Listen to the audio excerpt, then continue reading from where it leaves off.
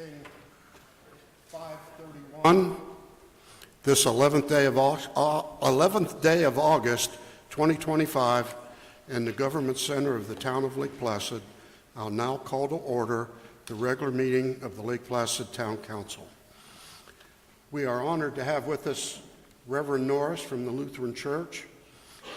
It's always a pleasure to have him here. I'd ask everybody to please make sure your phones are either off or on vibrate. And if everybody would please rise, he's going to lead us in our invocation and pledge. Before we do that, sir, I'd like to remind the council and any of the town employees that Mr. Harold Herm, a former employee of the town of Lake Placid, passed away recently, and there'll be a memorial service at our church on August 23rd at 11 a.m., just so you're aware of that. Let us pray. Almighty God, as the town council come together this evening, I pray that you will help them make decisions that are pleasing in your sight and beneficial to the entire community. Encourage these elected and appointed individuals to remember that they're here to help make Lake Placid a thriving and beautiful community. As they listen to the residents and business owners, direct them to make the best decisions for all involved. Continue to pour out your blessings upon all in this community. Watch over with your divine guidance all of our students, teachers, staffs, and families as the school year got started this morning for yet another year of growth and learning. Grant peace and protection to all of our law enforcement and fire rescue employees. In your most holy name we pray. Amen. Amen. I pledge allegiance to the flag of the United States of America and to the republic for which it stands, one nation, under God, indivisible, with liberty and justice for all. Thank you.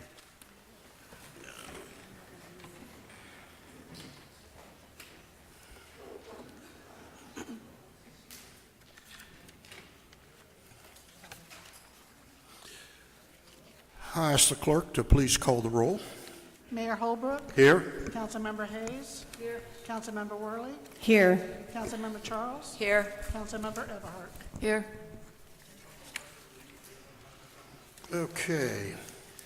We'll now go to consent agenda 1, A through D.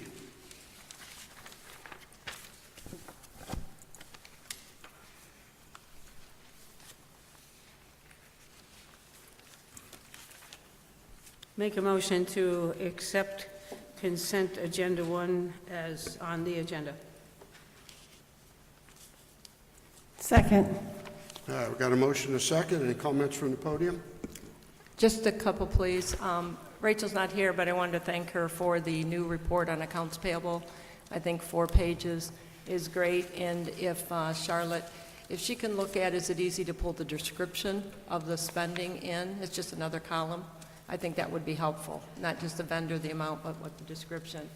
The second, since this month we have 2 minutes for June and July in the packet, I think we need to add into the June, under the pickleball discussion, Mr. Mayor, the important comment that you made where you added that the mayor clarified title issues are being resolved and then we will go out to bid. I think that had a lot of people that were relieved to hear that and that it was going forward. So I would recommend that we just add that. And then the last thing I wanted to say is in July for the budget, I've done an analysis of 10 months to actual, and a lot of the departments are over 100%, they will go over next month their 100% budget. So I don't know if that's something that, during the year, this is their departmental budget that will be increased. A few are under, so just want to bring to your attention, seems like we should be, as departments are over their budget, we should be having discussions on what options they have before the end of the fiscal year spending.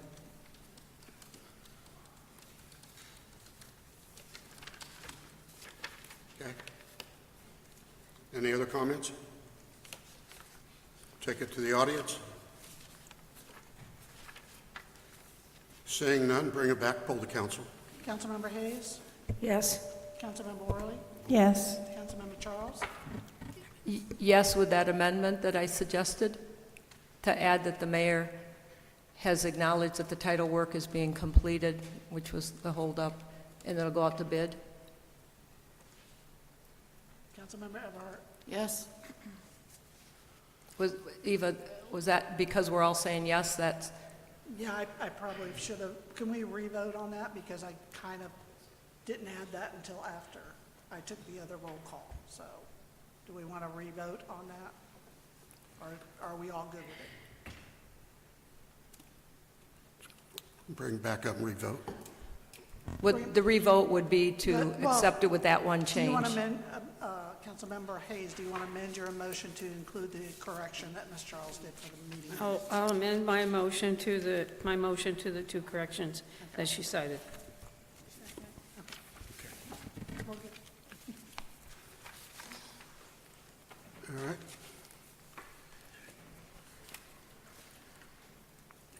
Under public comments, the only thing I want to say tonight is, see a lot of people here, and we know we got some important topics to discuss tonight, and I understand that there's going to be some of you for them and some of them against you. And I want you to know that it's our job to listen, consider all sides, and make the best decisions we can for Lake Placid. I want us to keep our focus on the issues, treat each other and our staff with courtesy, and remember, we're all here for the same reason, to keep Lake Placid special and strong for the future. If you have comments, I want you to come before the podium, state your name and your address, and you will be given up to 3 minutes to entertain what you have to say. Please direct your comments to the council as a whole and speak respectively so all voices can be heard. And we want to thank you for helping us keep this a constructive conversation. So at this time, I'll open it up for any public hearing or any public comments that we might have. Okay?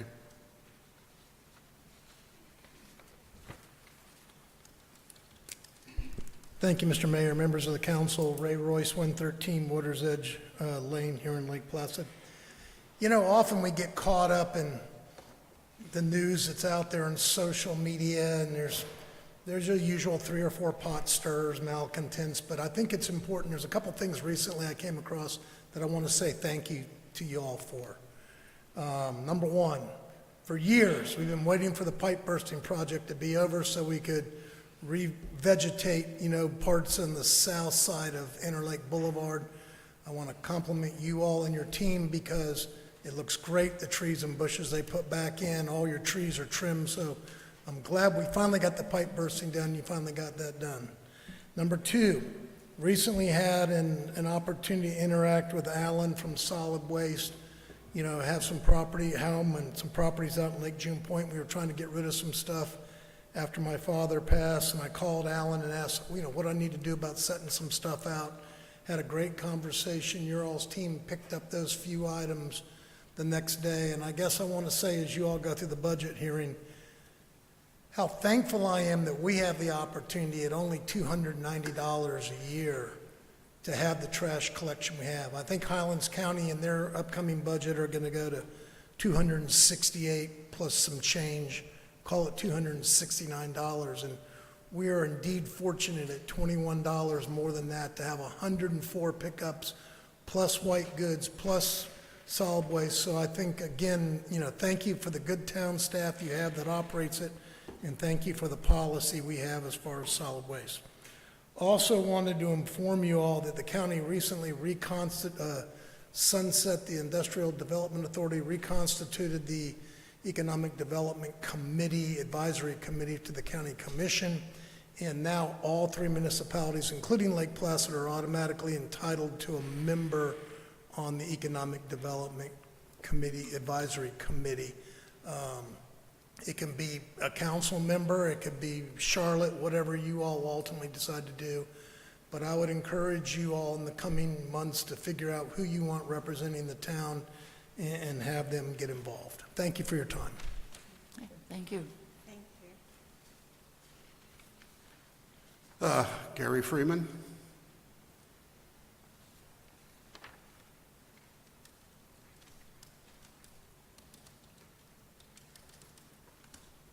Name is Gary Freeman, P.O. Box 657, Lake Placid, Florida. Last meeting, council meeting, I came up at the end and I mentioned about the plaza, Tower Plaza. And I understand from one of the council members that it came across kind of like I don't like the tower itself. And I wanted to make it clear, and I want to apologize for that, if that came across. But I do love the tower. And then when the administrator said that she loved the tower, I even felt really bad. But I just want you to know that there's got to be ways to do it. I know Ken LeBlanc is working on some things he's looked at.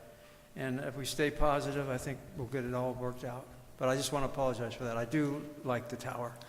The rest of it, that's what I'm talking about. But the tower's great. Okay? Thank you. Don't worry, I didn't take it that way.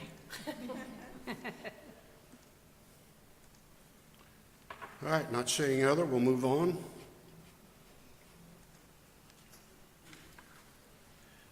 Yeah.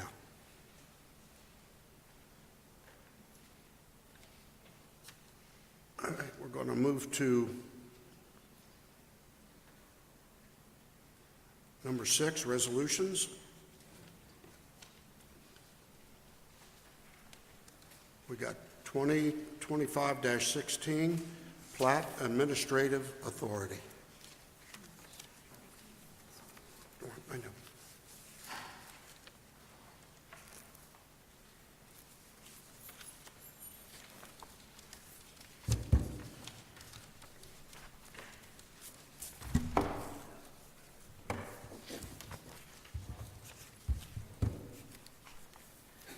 Good evening.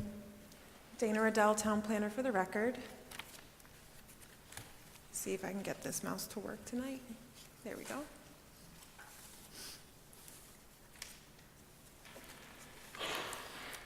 Recently, it happened very quickly. I think the bill was passed on June 20th, and it required an effective date on July 1st. There was a bill that passed that requires final plats to be approved administratively through whoever is designated by the town council or city council or board of county commissioners. The city of Sebring used the same resolution that I'm using tonight, and essentially it gives us an opportunity to designate someone. I put as part of the resolution the town administrator, but that could be changed to anyone that the town council deems fit. And like the town administration was what was suggested as part of the Florida statute amendments. That's part of my reasoning. But it also, this resolution also gives us time to come back with text amendments, and we're going to be coordinating with Highlands County because as part of the Bullard ordinance, we've adopted Highlands County's land development regulations regarding plats and plat adoption. So we'll make sure to follow suit with them, and if their changes aren't reflective of what we would like to see in the town of Lake Placid, then we might remove the plat section from our code, or I'm sorry, from the Bullard ordinance and put it into our code. So we need a little bit more time, but because this became effective July 1st, and I expect another plat to come up for Burger King and Publix, I wanted to go ahead and make sure we had something in record that followed suit with the Florida statute requirements. Tonight, one of our next items you'll see come up is a plat that was submitted before these regulations became effective. So you'll see that discrepancy. We are asking for town council approval tonight for the Dollar General final plat, but going forward, Florida statute would have us do it administratively.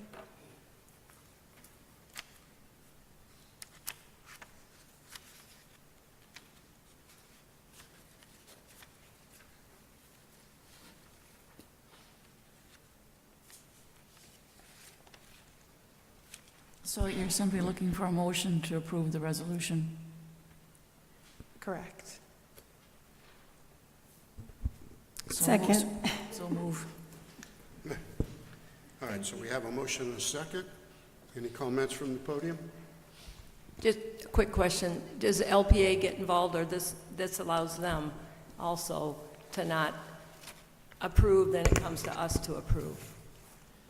So as part of the Highlands County regulations that we follow, local planning agency actually isn't a part of the approval process. However, because we have different policies and procedures, we still include them as part of the development review committee. So during the preliminary plat process, which is really when staff makes sure that everything is sufficient, we reach out to all of the local planning agency members via email and we ask for their input. If there's much conversation or differing points of view or anything like that, then we might bring it to a local planning agency meeting for their discussion altogether. But it's not something that they vote on, so we are able to coordinate with them via email on that. Thank you. Any other comments? Hearing none, we'll take it to the audience.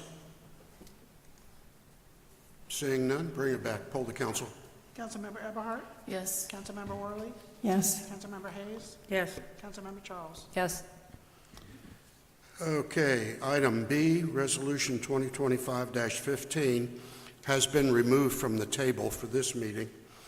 And while Dana's up here, we're going to go ahead and under number 7C, we're going to go ahead and let her do her request to approve and execute the plat for the Daughter General. Thank you again, Dana Riddell, Town Planner, for the record. As mentioned before you, as part of this agenda item, is a request for approval and execution of the Dollar General final plat. Before the Florida statute was changed, as I just mentioned, there was a requirement that plats receive a signature from Town Council, City Council, Board of County Commissioners, whatever the regulating jurisdiction is. This plat meets all the requirements and it has all the signatures from every entity that's required to sign. There was some additional information that our town attorney asked to be included in the package. So usually you might not see something this comprehensive with all of the additional affidavits and things that were included. So that's why you see so many documents. I included a location map, but I think our town council is very familiar with where the new Dollar General is. So I won't bore you with those details tonight.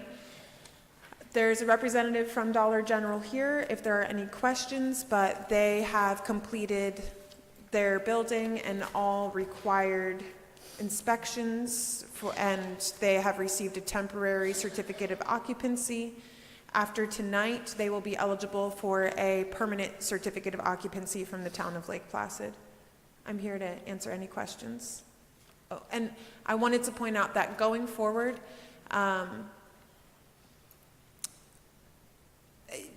well, it doesn't matter because we're doing it administratively. I was going to say that it would usually be something on consent agenda, but we won't even have to take it that far in the future. So that's it for me. Thank you.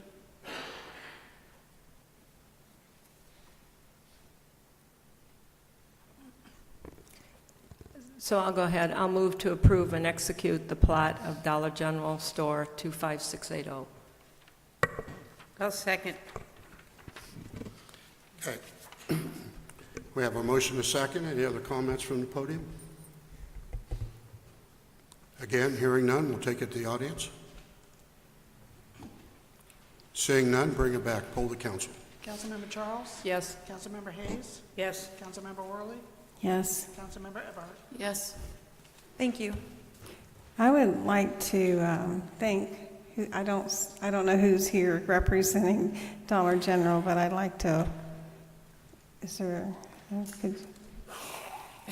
thank you. Welcome to our community. Thank you very much.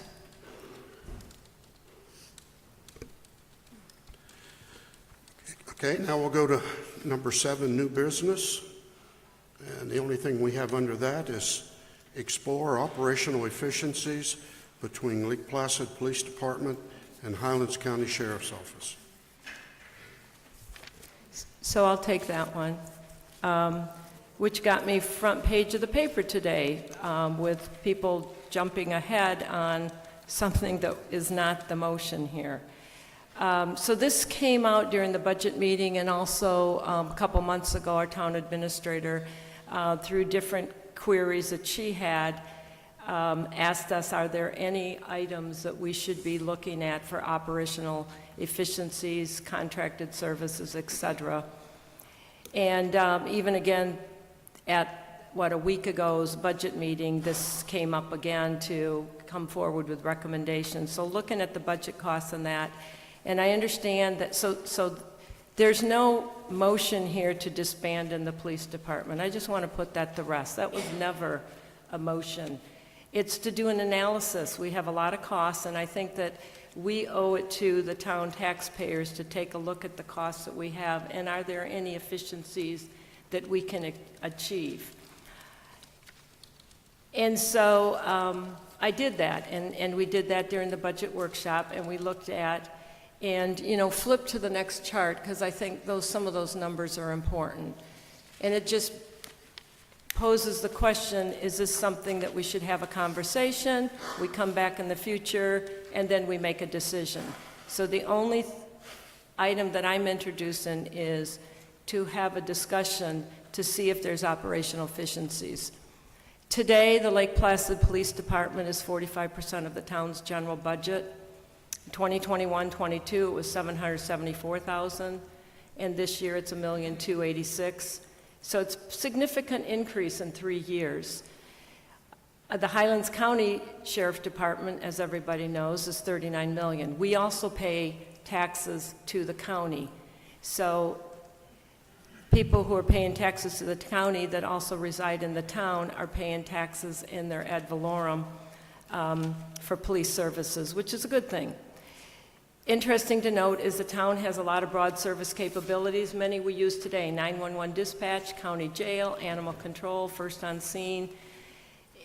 And then there's a lot of other services that they have that some we use, some could we use. So if you go back to the first, to the first page, Eva, and that we go on to the statement of issue, is I was seeking an analysis of what other opportunities of public safety enhancements, operational efficiencies, and cost impacts between the Lake Placid Police Department and Highlands County Sheriff Office, with a focus on identifying what best serves the citizens of Lake Placid. Specifically, should we consider contracting with Highlands County for more services, or explore full consolidation, or stay as we are?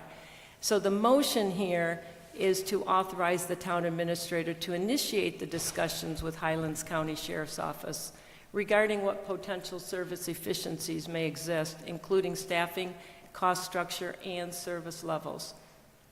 The administrator shall come back and report the findings to town council within 60 to 90 days. Charlotte, I don't know if that's, enough time.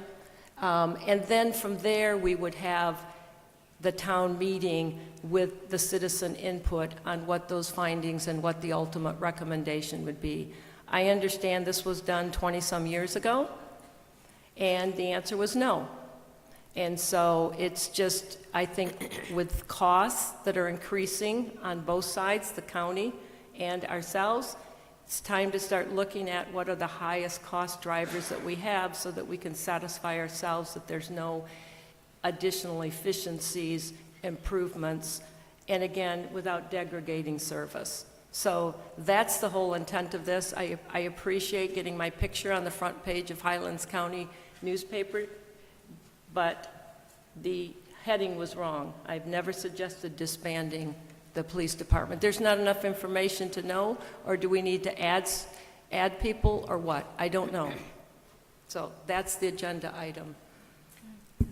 I agree that we should always be looking at ways to be more efficient. I would reframe this, though, that to have Charlotte only investigate duplications of effort or where we can consolidate efforts, constrain it to looking at those things and put the idea or put the investigation of full consolidation off to the side. First of all, let's just take care of the quick things to do that might make us more efficient and also help on Charlotte's term.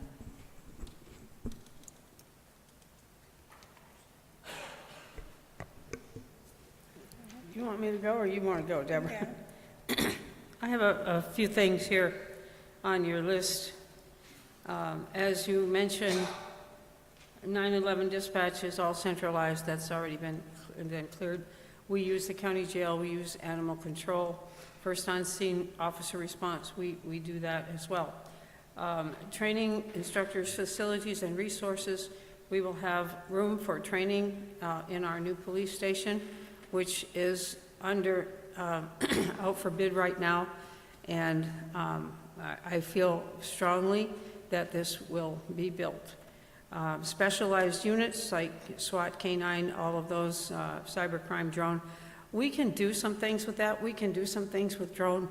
Cybercrime maybe so as well. SWAT, K-9, those are expensive units, and if we had a situation where we needed those, we would be much better served to use the sheriff's office, as other counties do as well. Even with police departments, they always use county services. We can't afford an MRAP, okay? So when we need that, we need to go to the county. Major crime scene and homicide cases, if we needed assistance, they are there. We shouldn't have to pay extra for it. We're getting it now, just the way things are. The school resource officers are assigned through the different departments, through the sheriff's office and through the Department of Education, through the schools. Advanced technology, I'm not sure what that refers to, but the community programs is really what got my attention, because that's what I did for 20 years. And just a little clarification, Seniors versus Crime is not a program of the Highlands County Sheriff's Office. Seniors versus Crime is a program of the Attorney General's office. It is only housed at the Highlands County Sheriff's Office. It is not administrated by them, except that they do hire people to do it. I was part of the hiring process to get people to fill those roles. But it comes under the Attorney General's office and is facilitated by them. SALT is Seniors and Law Enforcement Together, in case you're not familiar with what that acronym is. That is open to all Highlands County residents. It meets once a month on a Tuesday or Wednesday up at the Sebring Rec Center, I believe, at Sebring Country Estates. And we're always welcome. I get the announcements every month. And the COPS is a specialized unit targeting specific areas for crime control. So these are things that we already get with the Sheriff's Office, where we don't need to try to forge any other kind of an agreement. But the other thing that I just want to bring to everyone's attention is that when we start talking about hiring out for different things, I really feel strongly, and a lot of people do, we've gotten a lot of comments. I have an email that I turned into the mayor that he may want to read about this. But if you lose your police department, you cannot get it back, period. You cannot get it back. As noticed from Avon Park, just tried to get theirs back. And the deal is, once you say to the Highlands County Sheriff's Office, we are relinquishing our police services, and we are going to contract with you for those police services, you have lost your own police department. You've lost your local control, and you cannot get that back. So the decision that you make, if it does come to that, the decision that you make in that regard is not for today, is for today and forever. Because once you lose the police department, you say, oh, geez, maybe that wasn't such a great idea. Maybe we should bring it back. Okay, so now you're already under contract with the sheriff's office, and now you want to bring your police department back. Okay, now you have to hire people. You have to outfit them. You have to buy your cars. You have to rewrite all of your policies, procedures, all your manuals. That all has to be rewritten and readopted. It is, research says it is a 3 to 4 year process. Within that 3 to 4 year process, you're paying double for law enforcement coverage, because you're still paying the contract because you don't have a police department yet. Remember, you disbanded it. and you don't have one put together yet. So you're going to pay in those 4 years, 3 or 4 years, you're going to pay double. And I think it's just very important to the town of Lake Placid. One of the pillars of our community is our public safety and the fact that people feel safe here. Why did you move here? Some of you moved here from what I affectionately call the war zone, because I worked there for 9.5 years in Dade, Broward, and Palm Beach counties. Their crime rate down there is very high. Crime rate up here is not that. And a lot of that is due to the fact that we have our police force, and they're very attentive, and I think it's a very dangerous place to go. Deborah. I concur with Nell. Avon Park disbanded theirs in 2012, and they have had back and forth discussions about bringing it back. July 24th, I wasn't there. I watched the meeting, the video after the fact, and the city administrator had a 3-year timeline to bring it back, and a cost of $8 to $10 million just to get outfitted again, and they have their own building yet. Yes. So once it's gone, it's gone. Yes. And they are not, the fact that they're looking to try and bring it back tells you they're not happy. Then, go ahead. Yeah, go You got ahead. something? You have something? Well, that was my thoughts. It's a big decision, and I as well think it's never a bad idea to try to save money or try to, get better service or, more public safety, maybe for just a few changes. But again, as I pondered this weekend, also without watching, I do know that it is not just a light decision. It's not like, let's just try this. This is not a trial period. Once you're there, it's no going back. You are there. The other thing I thought about with that issue, and this is beside the cost or anything like that, is that you lose some things. Okay, so like the sheriff's office, and I had some friends that lost a child recently in an accident, and our police are on Johnny on the spot. The way this works, as far as in the town municipality, is that our officers go out and if you have an accident, they're there. And this is not anything to say about the sheriff's office, they're mandated to use the state patrol officers. So the state troopers come, and I love them to death. They are just the best people in the world. But they have to come from somewhere else. So you could have your loved one lying there by the side of the road for hours waiting for someone. In the town like Placid, that should not happen in any day. I'm just saying there's more to this than just, let's just try this because there is no going back. And I don't know. If we can do better, we always want to do better. I think we should look at everything we can look at. Yeah. But again, this is a big issue. And I think we need to look at everything, just like that. Just like if you have an accident, do you want to tie up traffic? Do you want your loved one laying by the side of the road for hours while we wait for someone to come? Because it's not their fault. It's just the way the whole thing is structured. So there's so much more to think about than just how much does it cost. Yeah. I know, like I've told you all many times, I keep tabs on social media, and I know there are rumblings out there that people don't like the budget or they don't like some of the personalities on the police force, but those can all be corrected. You don't just say, get rid of the police department, because you can't get it back. And then I'd like to add real quick a couple numbers to the second sheet that was added, where it was quoted that it went up 66% over 3 years. If you add in the numbers, the budget for 23-24 was $1,187,000 something. The next year, 24-25, the budget was actually down 1%. And then the years from 24-25 to the proposed budget, it's up 6.4%. But the same year, Avon Park is being charged an additional 27% by the county. And we're only going up 6.4%, they're going up 27%. Yeah, and I'd like to make just a follow-up with the years. So around 21, 22, we were in COVID. I don't know the exact dates, but we didn't have a lot of people moving around. Our officers, it was lower policing because nobody could go anywhere and nobody could do anything, and our children weren't at schools and we weren't going to stores. And I'm just saying there's the pandemic somewhere in here that affected all of these figures as well. The other thing I thought about this weekend was that if you have an entity, okay, so right now we are planning a budget. We control the budget up here.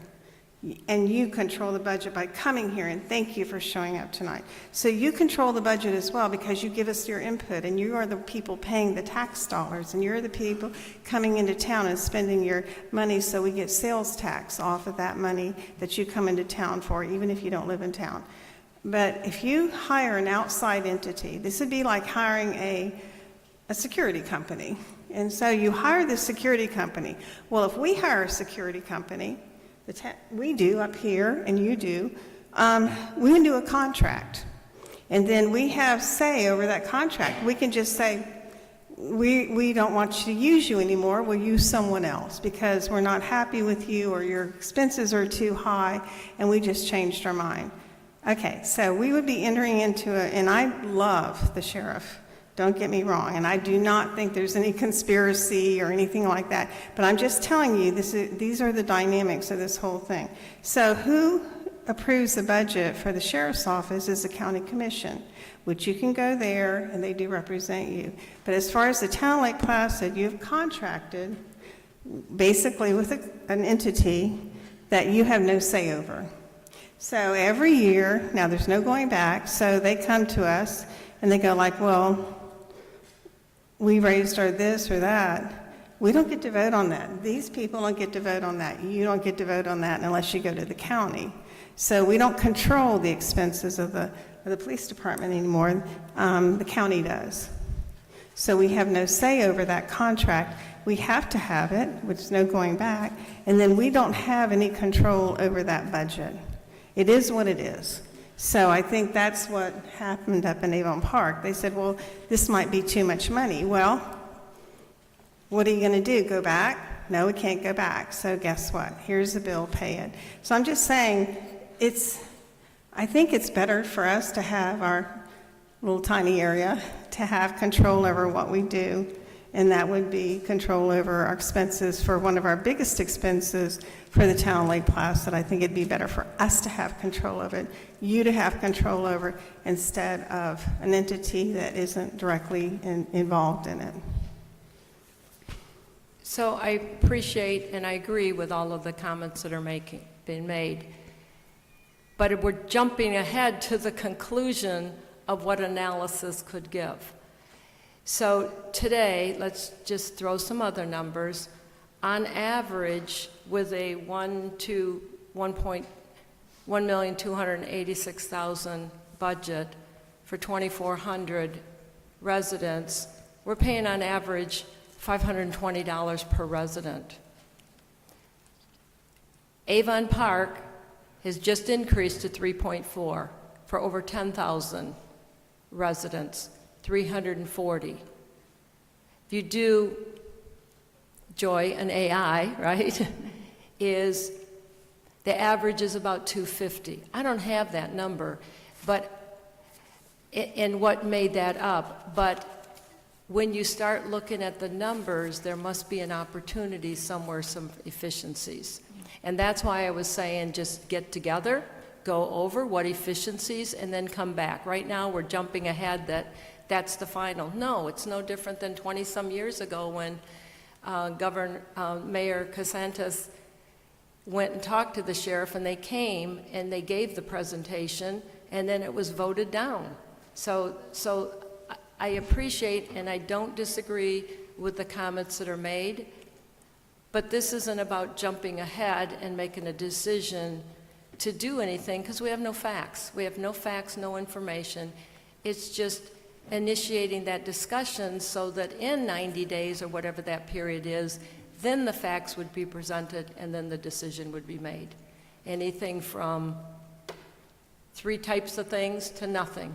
So that's what the intent of this was, not jumping ahead that somebody's concluded we're going to do this, because these are all great points that would be made at that point to allow us to make the right decision, which is both cost and service. And that's what's in this motion. Well, I do agree to do the investigation, but limit it only to day-to-day operations. And don't go as far as examining a consolidation. I don't, frankly, I mean, it would be interesting. It would be interesting to see what, number one, would the sheriff even entertain anything like that? And secondly, yes, it would be interesting to hear. But we don't have time to be interesting. We have a number of things on our plate, and to take our town administrator to do other things, now we've just added Plat administration to her bucket list. To go over this and try to beat this horse at this point, I think is really a misuse of our town administrator's time, and we cannot afford to do that. Secondly, I just have this funny feeling in the back of my head that won't go away, and that is that we're still trying to get rid of the police station, and we're not going to do that. The police station is out for bid. The police station is vital to our community, as vital as the police department is. It's part of one and the same. And you know what, folks? So is the fire station. The fire station that the county's going to build just down the street. And in a couple of years, hopefully a couple of years, we're going to actually have a municipal complex here where we have a town hall, we have a police station, and we have a fire station. And I just think this is one way to try to kind of maybe we don't need this police station. Oh, but yes, we do. And the last thing that I want to say about this whole thing is, well, other than I just don't think we should even go to this extent right now, even though it would be interesting. But I have a question for you. If you're in an emergency situation, how long can you hold your breath?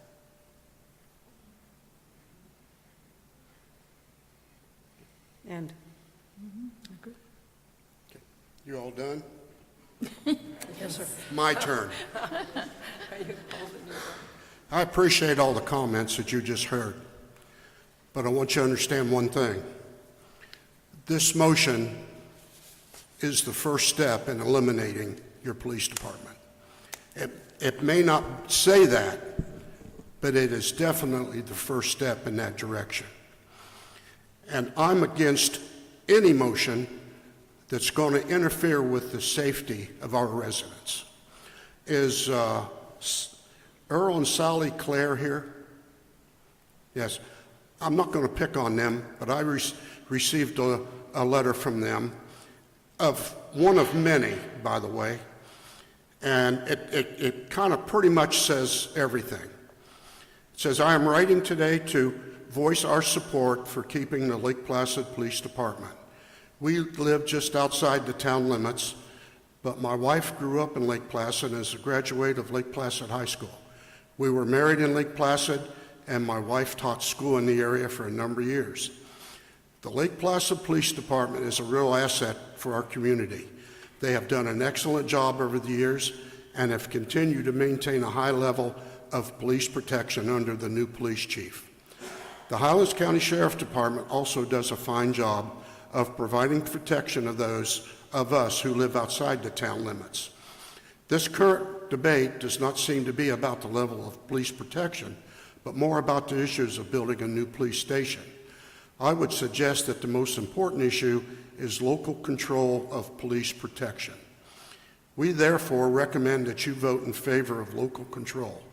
Please vote to maintain the security of our Lake Placid residents and nearby residents who frequent Lake Placid stores, offices, schools, and churches by retaining the proven Lake Placid Police Department. We would be pleased to discuss this with you. My wife and I will be attending the town council meeting this evening. I want to thank them for the letter. Like I said, I had many like this, but I think this one it was probably the best one again. And again, as your mayor, if the vote comes down to me, I'm going to be in favor of denying it, in favor of our residents and public safety. I just want you all to know that. Do we have a motion and a second? You do not. All right, see, we got a motion. Is there a second? There's no motion. I didn't even have a first. Did you make the motion? Sit down. I'll make the motion, and then I'm certain it won't get a second, but I will make the motion. And the motion is to move to authorize the town administrator to initiate discussions with Highlands County Sheriff's Office regarding potential law enforcement service efficiencies, including staffing, cost structure, and service levels. The administrator should report findings and recommendations to the town council within 60 to 90 days for further consideration.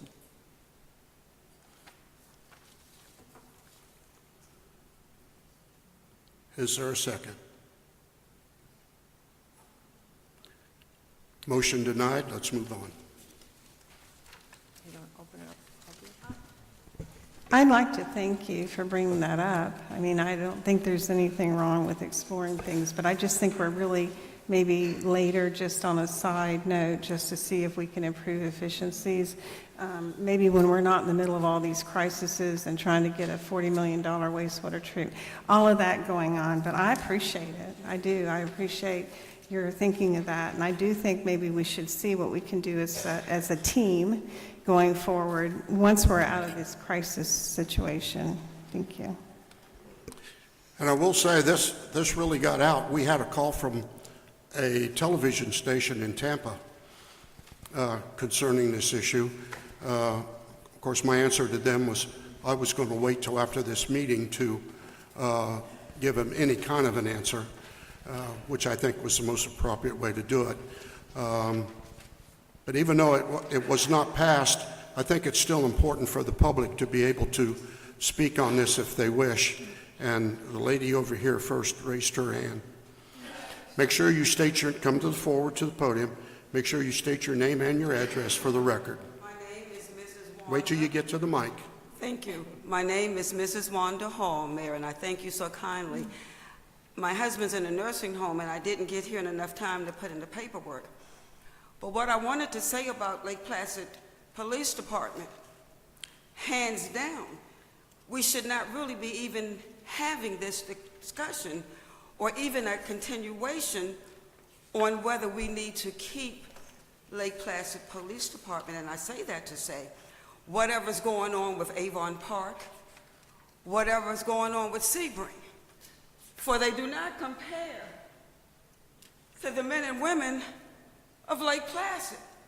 Now, if the budget is short and we can't raise no money, don't sell out us, Lake Placid and out the police department, for we've got so many people now that are moving in Lake Placid with big money.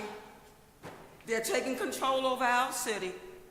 So if we are in short of money for Lake Placid Police Department, then that's when we need to go into the code department of Lake Placid as far as what we want. But for I say this, for every one of you on the board, without a reasonable doubt, can save Lake Placid Police Department no more than without a reasonable doubt. All of us that's sitting here for a vote, hands down. I don't know what I would do without them. Because the other day they came and knocked on my door. Because if nobody see me moving around, I lost my dad. I know the worth of these people. I've been here since 1987, and we ain't never had not had a police department. This is not a ask, if you might. No disrespect. There is no choice. Don't nobody know us like Lake Placid Police Department. I left my paper, but had I had my paper and not been coming from the nursing home, I would have been able to name every mayor, every captain. This is what we stand for in Lake Placid. And if we can't keep our police department, then nobody else should be able to move in this town with big money. And I thank you all so kindly.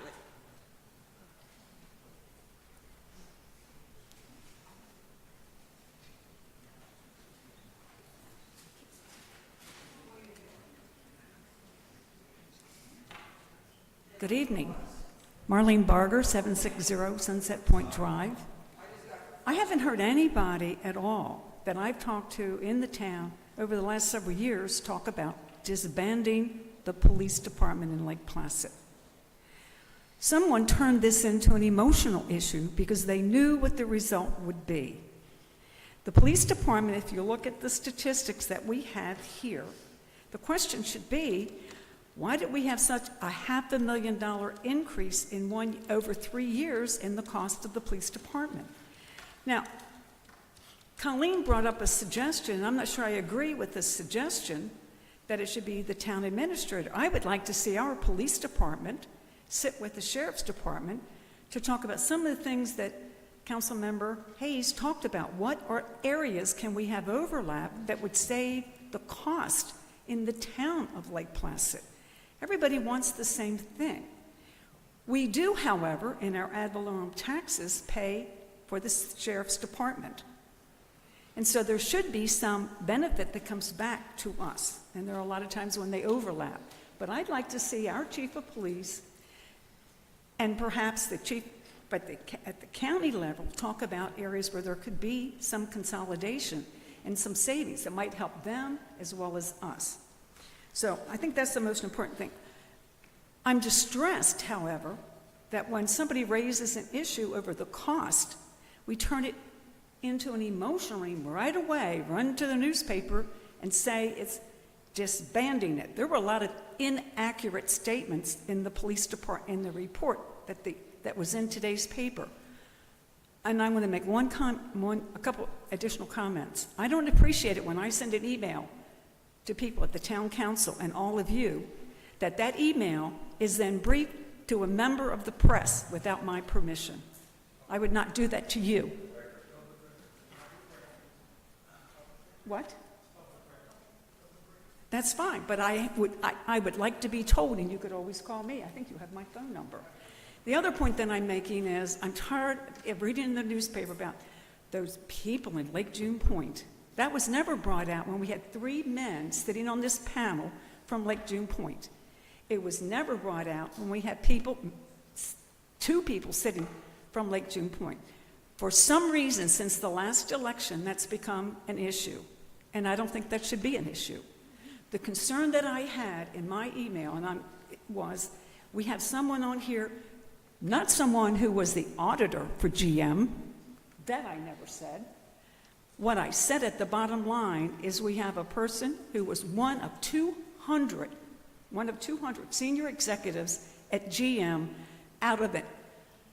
Work out of 242,000 people. 242,000 people. 200 senior executives sitting right there.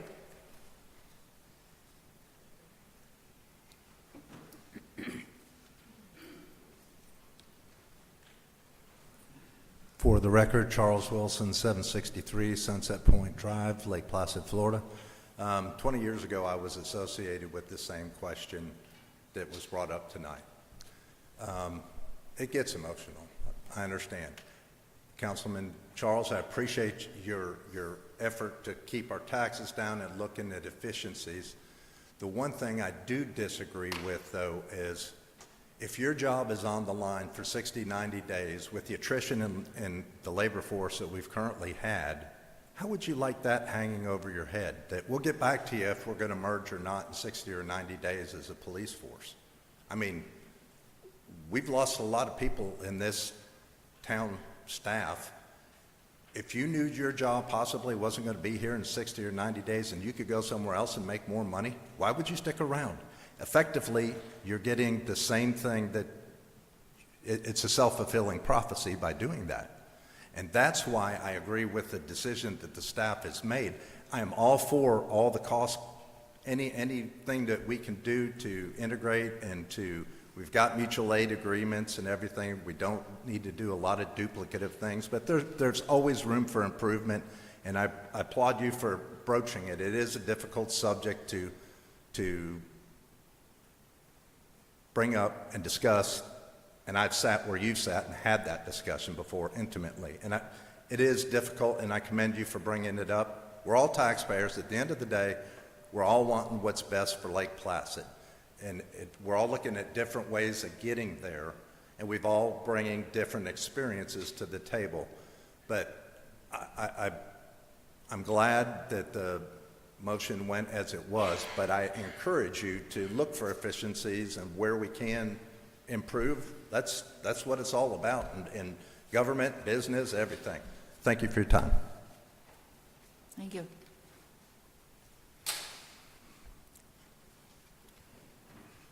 Any other comments? I think she's coming. Oh, he's coming.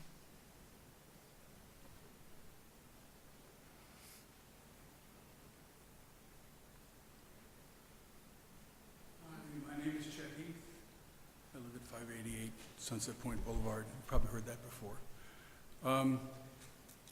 I think Councilman Charles is right, but I think the rest of the decision that was made is also right. She's looking to create a yardstick by which we'll measure the efficiency of our department, not to disband it. I would not recommend disbanding it because it ain't broke. It ain't broke. Don't fix it.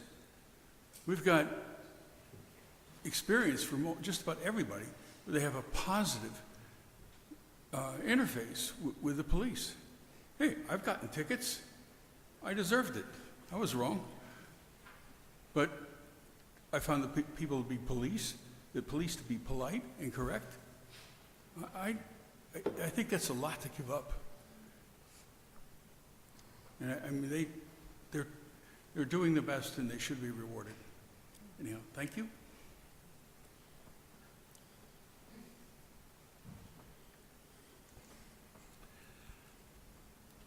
Okay.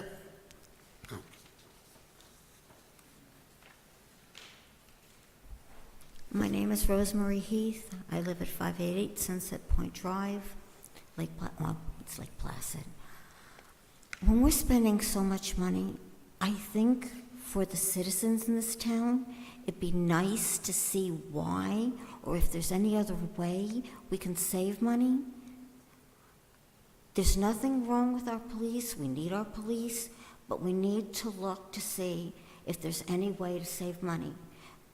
Adding 18% to our taxes is not,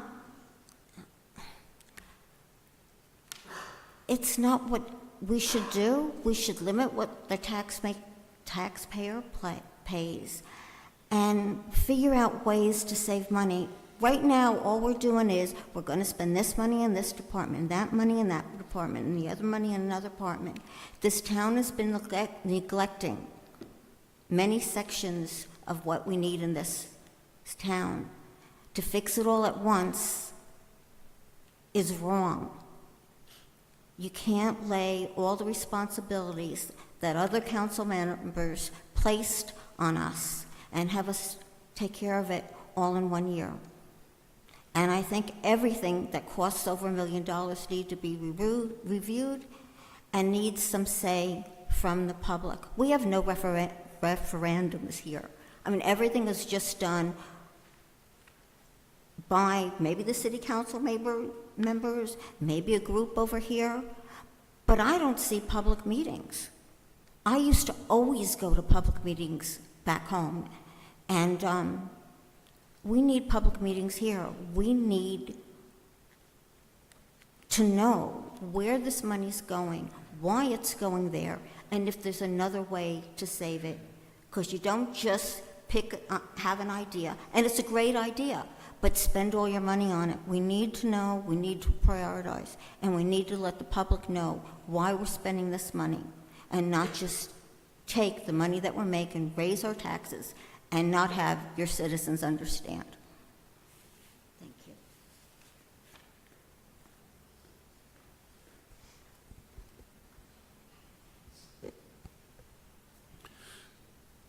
Okay, any other comments?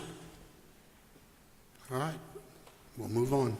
Oh, for those of you that I've been seeing that are disgruntled and have complaints, email me with your specific complaints, and then we can address them. My email is on the website, so just send me your specifics. Okay. I'm fine with that. Good. No, that's a good point. And we all know public safety is expensive. Mayor Castor, City of Tampa, her budget for the police department is well over 40%.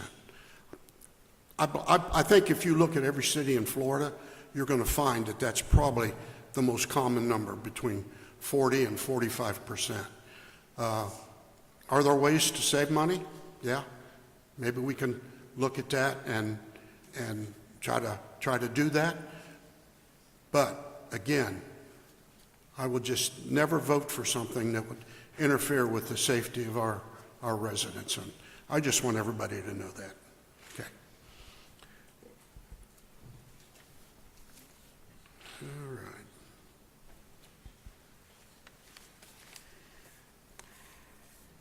Yeah. Is that? Yeah, that was the only thing there. Okay. Town attorney? You're on here.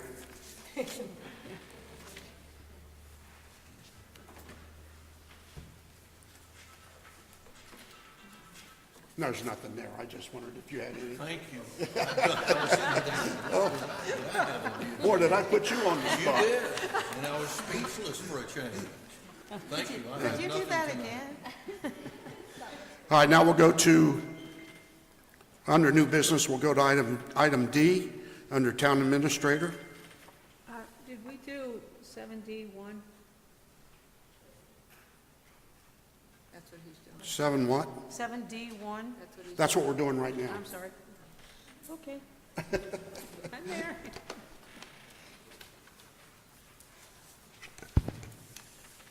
Thank you. We are bringing before you ratification of the previously executed agreements related to the Lake June Park pickleball courts and the parking project. Just for some background, the following project-related agreements were executed based upon Town Council motion with general approval to move forward. There was no motion for approval by the Town Council for each agreement. In our previous Town Council meeting, I stated that we had executed these based off of the procurement policy. After a deeper dive, we found that the FERDAP state grant agreement, the RPAC County interlocal agreement, and Kimley Horn design and permitting agreement, which they are included in the town's consultants library. I also stand corrected there that I said contractor instead of consultant. The previous town administrator, Mr. McCarthy, believed the project had been approved by the council and therefore presented the agreements to the mayor for signature. During that time, the project was managed by Mr. McCarthy, who again was the previous town administrator and utility director, Mr. Murray, who was the town engineer, and Ms. Tyson, who functioned as our grant administrator. Since then, a series of key administrative transitions have occurred, beginning with our previous administrator, Mr. Williams, back in June 2023, followed by Mr. Barber, who sat in the seat for a very short amount of time, and then Mr. McCarthy. With each transition, institutional knowledge of the project has been lost. New staff relied upon the prior approvals. We recognize the need for ratification of these agreements in order for this to move forward. The fiscal impact amounts are listed here for you for each one. FERDAP grant at $200,000, RPAC grant $299,000, town match, the town project, and please note that the town's match was also budgeted in the 24-25, and it continues through to the 25-26 proposed budget at this time. Staff are respectfully requesting that the town council ratify the following agreements previously signed by the mayor as outlined: the FERDAP state grant agreement, the RPAC county interlocal agreement, and Kimley Horn design and permitting agreement, which is included in the town's consultants library. And the attachments were included as well.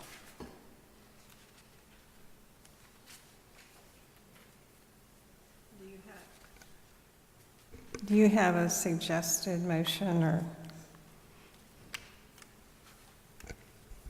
suggested motion would be to authorize us for you to ratify. I don't know, Bert, you'll have to do that. with us. Suggested motion would be to ratify the 3 contracts executed by the mayor.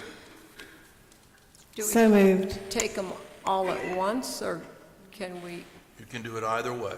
separately? Because I mean, I have questions, maybe the others on some, but not on, one. So do we collectively or just do them individually?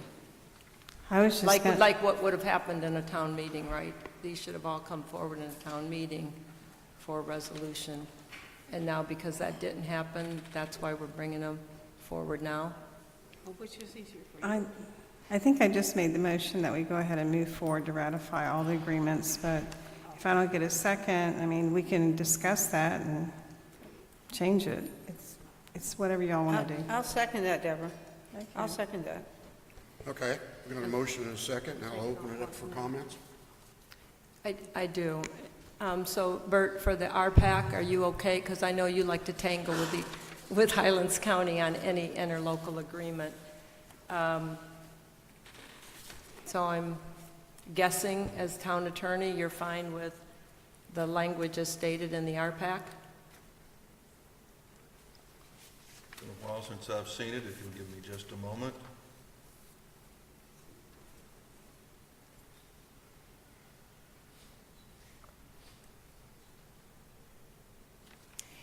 And then while he's doing that, so Charlotte, going forward, I guess it's clear on what needs to come to town council for prior to the mayor approving it and what not. And are these the only 3 that have kind of fell through the cracks that the mayor signed without coming to council for resolution? I can't answer that until we have them that come back up before us. The only reason why we realized this is once we went back through all of the previous documentation from the very beginning when this originally started. The way that it appears is that the staff all recognize that it was the intent because it has come before council and been voted on. But yes, we are looking at them with a fine-tooth comb now to make sure. So these 3 are for pickleball. You're saying that there could be, since all the transition of people, there could be more that we may need to look at and ratify in the future? And I don't know that.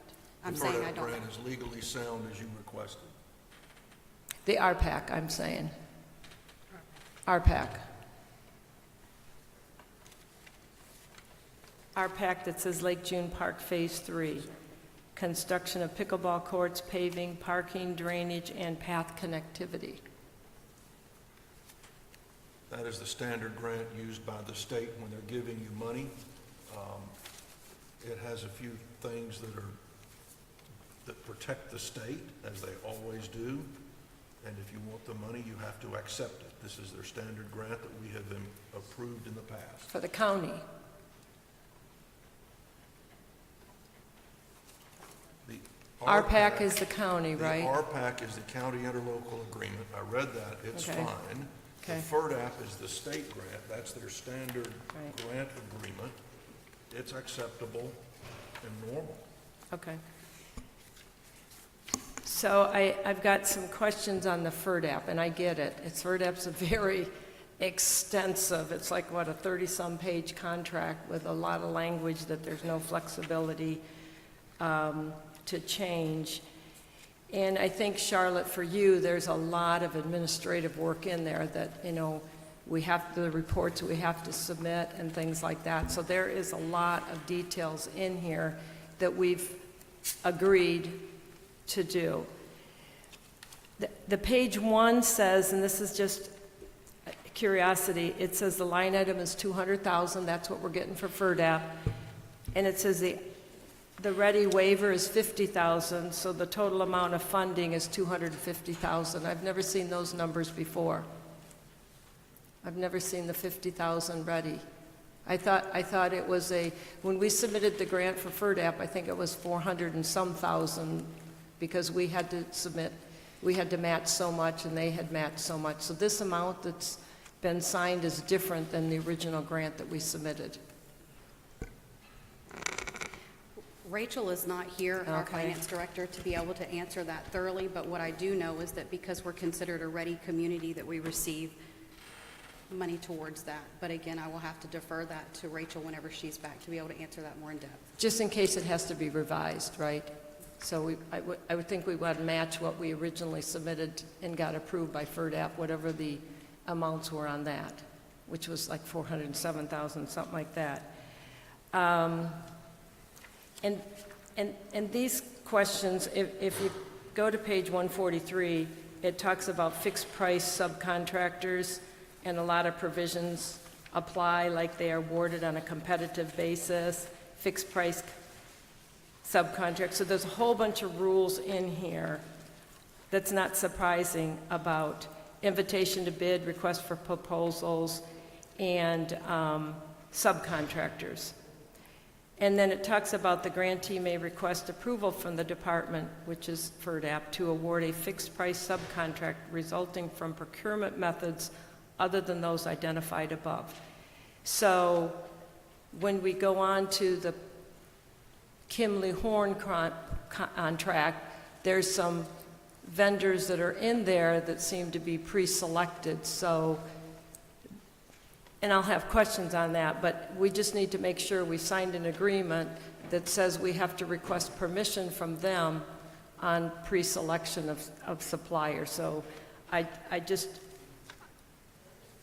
I draw to our attention some of the things that we've signed, which I know we wouldn't revise, right? We'd have to, just to make sure that we are following, you know, the contract from them. Because it does talk about later that the Attorney General can do audits and things like that. So we want to make sure that we're on this whole thing with subcontractors and contractual costs and biddings and fixed prices, that we're basically paying attention to that, and that we know kind of the reporting requirements that we have to do.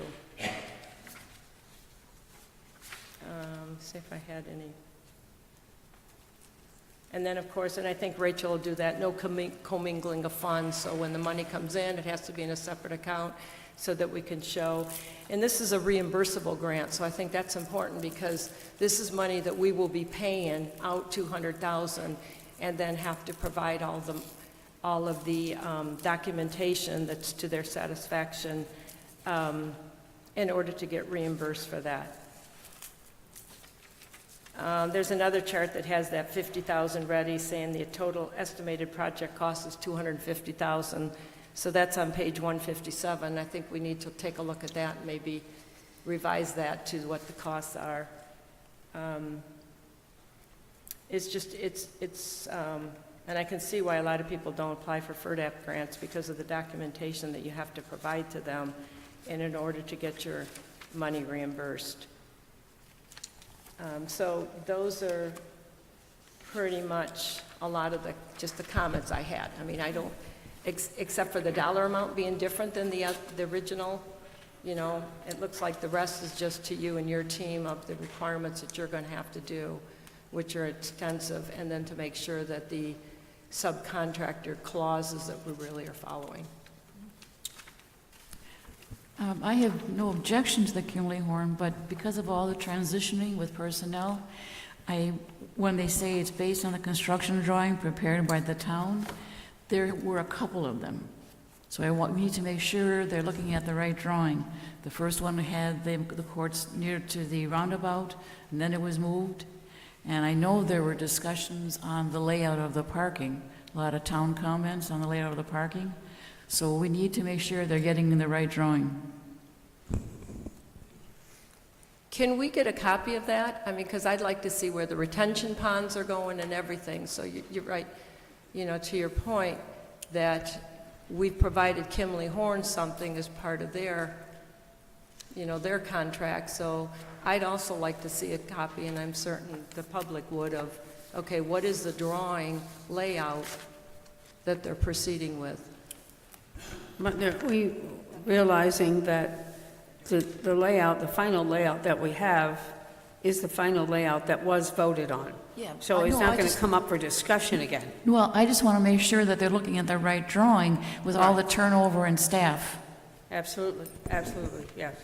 I had a question too before I let you have the microphone back, Charlotte. When we do a piggyback contract, doesn't that preclude some of the things that Ms. Charles brought up in here? If it's a piggyback contract, whomever we're piggybacking on would have met those parameters, I believe. So if we do a piggyback, I don't think we have to go through it again. Am I saying that right, maybe? Bert, you may have to interject here. I know that, and it's my understanding that we can use the piggyback with our contractor, I keep saying contractor, our library of consultants. I'm going to leave that to you. Library of Consultants applies to your design engineer. That's your consultant designing. You've got a library where you've already been out, got bids, got contracts in place, and you issue work orders. Once that work order is approved by council. Piggyback applies to the construction agreement, not the design. The design is the Library of Consultants. The piggyback is construction. Stand up in the back. There's the man that's one of them that constructs all over the place, and he's offered to the staff several other contracts. Piggyback concept, thank you. Piggyback concept is a creature of state statute. You have to comply with the statute, and then sometimes you don't have to go out to bid. That too has to be approved by council. They will bring you, staff, I'm sure, will bring back, once you have a design, we'll bring back, here's the design, do you want to use this piggyback contract, or do you want to go out to bid? Your decision at that point. So staff would bring you a contract that qualifies under state statute if they're recommending a piggyback. Because somebody else has already gone out to bid, therefore it just says rather than every municipality bid the construction of a pickleball court, it's already been done, just use that one. Simple. Right. And I believe what you've just described and the way you have certainly is within the FERDAP. The FERDAP is say you go out to bid, and that's what you just said. You go out to bid, you bring it forward, and then if it's a piggyback contract, which is perfectly permissible, then town council will approve that because you'd have there's conditions with a piggyback contract. So I think it finds. My question is, we have built into Kimley Horn's contract that they will use a supplier. That's of interest to me, right? We basically are saying in here, it is understood that the design of the pickleball courts will be done by Nitty Sports Construction under contract directly with the town. And then later they keep talking about Nitty. Site grading, stabilized vehicle structures will interface with Nitty's scope of services. Manual will be specified by Nitty. So I'm like, who is Nitty and how did we pre-select them that they're incorporated into Kimley Horn's contract? I think that's part of the piggyback thing, because Nitty did Spring Lake. But Nitty resurfaced Spring Lake tennis courts. So, and I feel that we're getting the cart before the horse because we want the design and then we go out to bid of who's going to construct it. And I was surprised and curious in how we've already embedded in Kimley Horn that we're using this Nitty company, and I don't know who the Nitty company is and what our relationship of why we, and how we pre-selected, which then kind of gets into, back to that paragraph of pre-selection, we've got to go out to FERDAP to make sure they approve that. Wasn't Spring Lake built with FERDAP funds? My understanding with Nitty, and I will have to defer to someone else who was here prior to me, but is that Nitty is the one who has done all of the pickleball courts in this area. That's what I understand That as they are well. the only ones skilled and qualified enough, and that there are the piggyback agreements for us to use. Right, they're the only ones in this Here area to do that it, and that are skilled. are qualified to do it. And so it's a, what do you call it, sole source resource. So actually, they're not in this area, I don't think, but the mayor had brought up US Open Pickleball Champ, in Naples, that big court, and that's done by Moore Sports Group. Armor Court, so there's a lot of pickleball court construction companies. I'm more that, and if it ends up being this Nitty company is the piggyback, then that's a later discussion versus it being built in right now. I mean, we haven't approved that they're the piggyback, nothing's brought forward. And again, a piggyback is like work. Spring Lake resurfaced their tennis courts. What page is the language on that you're concerned about? It's the Kimley Horn. Okay, It's- what page of the agenda? Oh, it writes over. The logo is on. It's after the FERDAP, but the page number writes over this red. What page of Kimley Horn is it? There are pages on the top. Oh, for Kimley Horn, it's basically page 2. That's going to be this.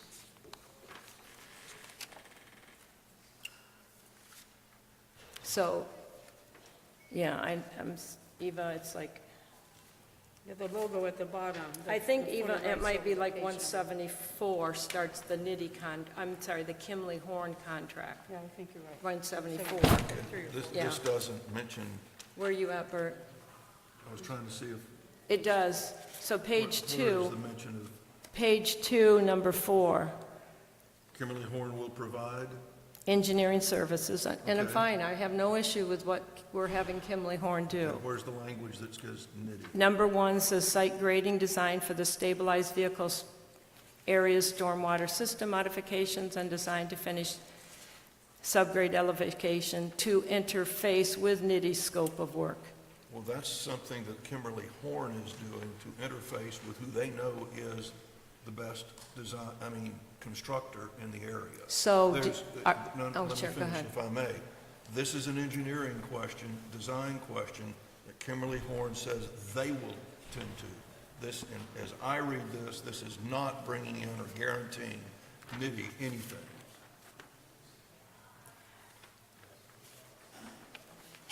It is not a pre-select. So That is not a pre-selection. let's back up a page then to the first page of Kimley Horn and go to paragraph 3. It is understood that the design of the pickleball courts will be done by NITI Sports. That's us telling them, not them selecting. And based on what you said, my question there would be back to the FERDAP, where it says, FERDAP says if you've selected your subcontractor, then you need to report that to them. So as I'm reading, and NITI's throughout Kimley Horns, but it starts, Bert, with, it is understood the design of the pickleball courts will be done by NITI. My question is, who made that decision? Because there are other pickleball court providers. And then throughout it, it talks about they will do this according to NITI. They will do this according to NITI. So I don't know who this NITI company is, and more concerned on how they were pre-selected. So this I is, think- this is the design phase. So apparently, Kimley Horn is familiar with NITI, and they're going to do the design for Kimley Horn. NITI is, to my understanding, the industry standard in design. That this says we're hiring Kimberly Horn to do the design work. Kimberly Horn is saying, yeah, I'm going to resound on that man in the back of the room. Is he NITI? Is that, you keep pointing to the guy in the back? It is. You had That's him. There you you had go. him stand up, but you didn't say who he was. You just said, He's the representative of NITI. okay, good. That's what they do, is design pickleball. And it's perfectly normal for engineers to say, I'm going to use that canned design off the shelf, so it complies with what you're going to build. So how did we select NITI? Kimley Horn did. We didn't, our engineer did. It is understood that the design of the pickleball courts will be done by NITI. And this is Kimberly Horn's letter saying that's who we're using. I don't agree with this. Okay? I mean, that's just the way this is written. So Charlotte, you signed the Kimley Horn contract, right? Or Mr. Mayor, you signed it.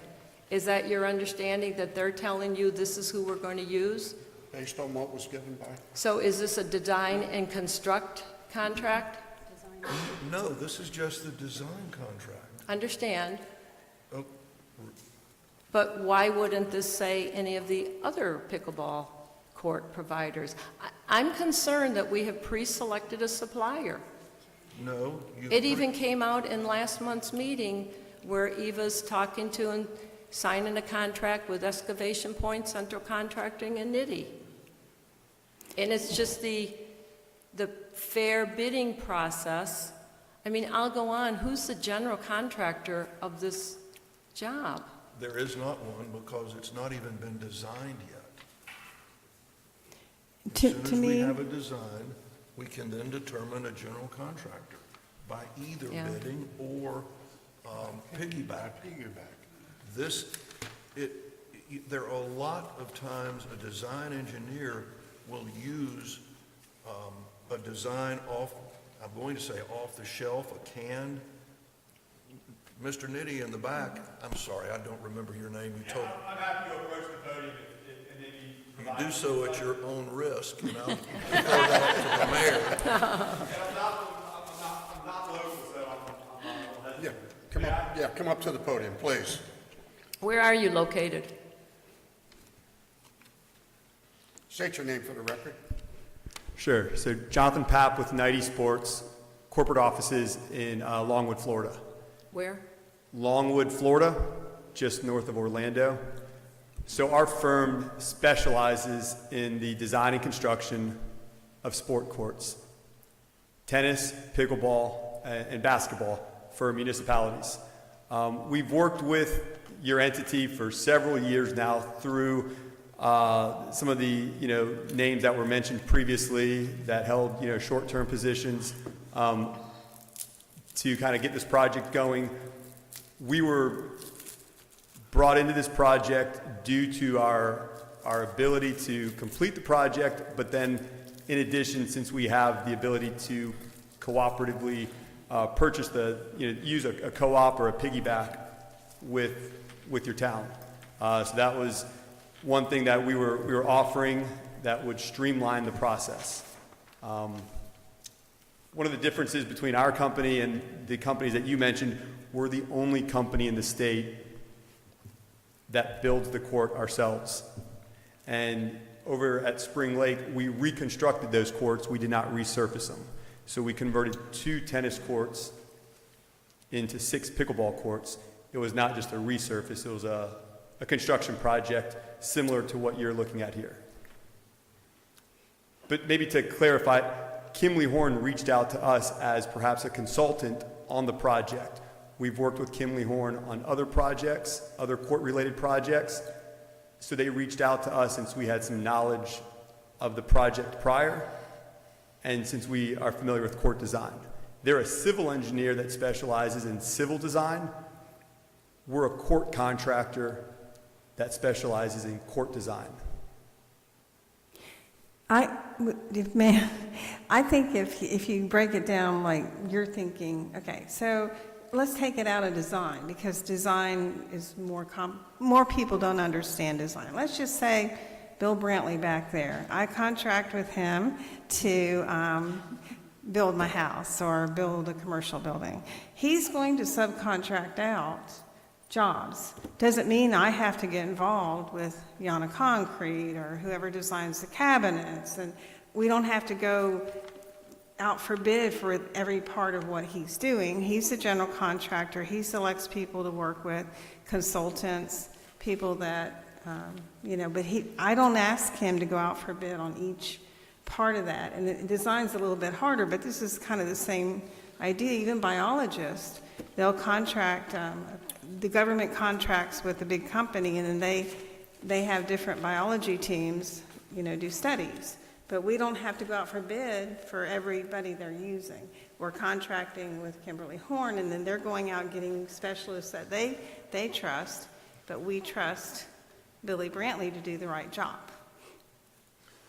This does not mean that they will automatically get the construction job. Amen. They are just a consultant to Kimley. Charlie?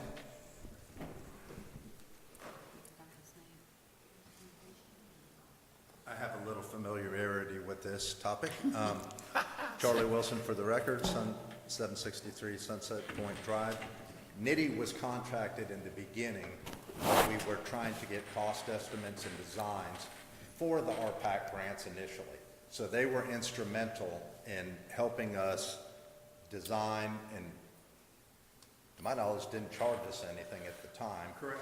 They do state they are eligible to use piggyback contracts from other municipalities that do more than we do, where we gain the benefit generally on a piggyback contract. So if Gainesville gets the same identical thing bid for X amount of dollars, they have to honor it to any state job that anyone wants to piggyback off that particular job within a certain time frame, I believe. But I'm not sure of the details. But that's the back history of it. Was they were contacted by the town back when we were first going to RPAC, before we were notified that they weren't going to fund us until we got the FERDAP grant. So that was a whole nother process.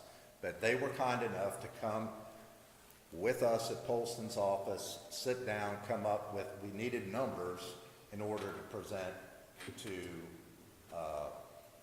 RPAC, and that's how the history, and to my knowledge, you guys are the largest as well. In the state of Florida. In the yes. state of Florida. And that's why, and they are the only ones. They just recently redid, which I'm a member of, Sun and Lakes North. They just redid 6, well, there's 4 courts now. They were 6 courts temporarily, but now they have, I believe it's 14 courts up there. Did a fabulous job up there as well.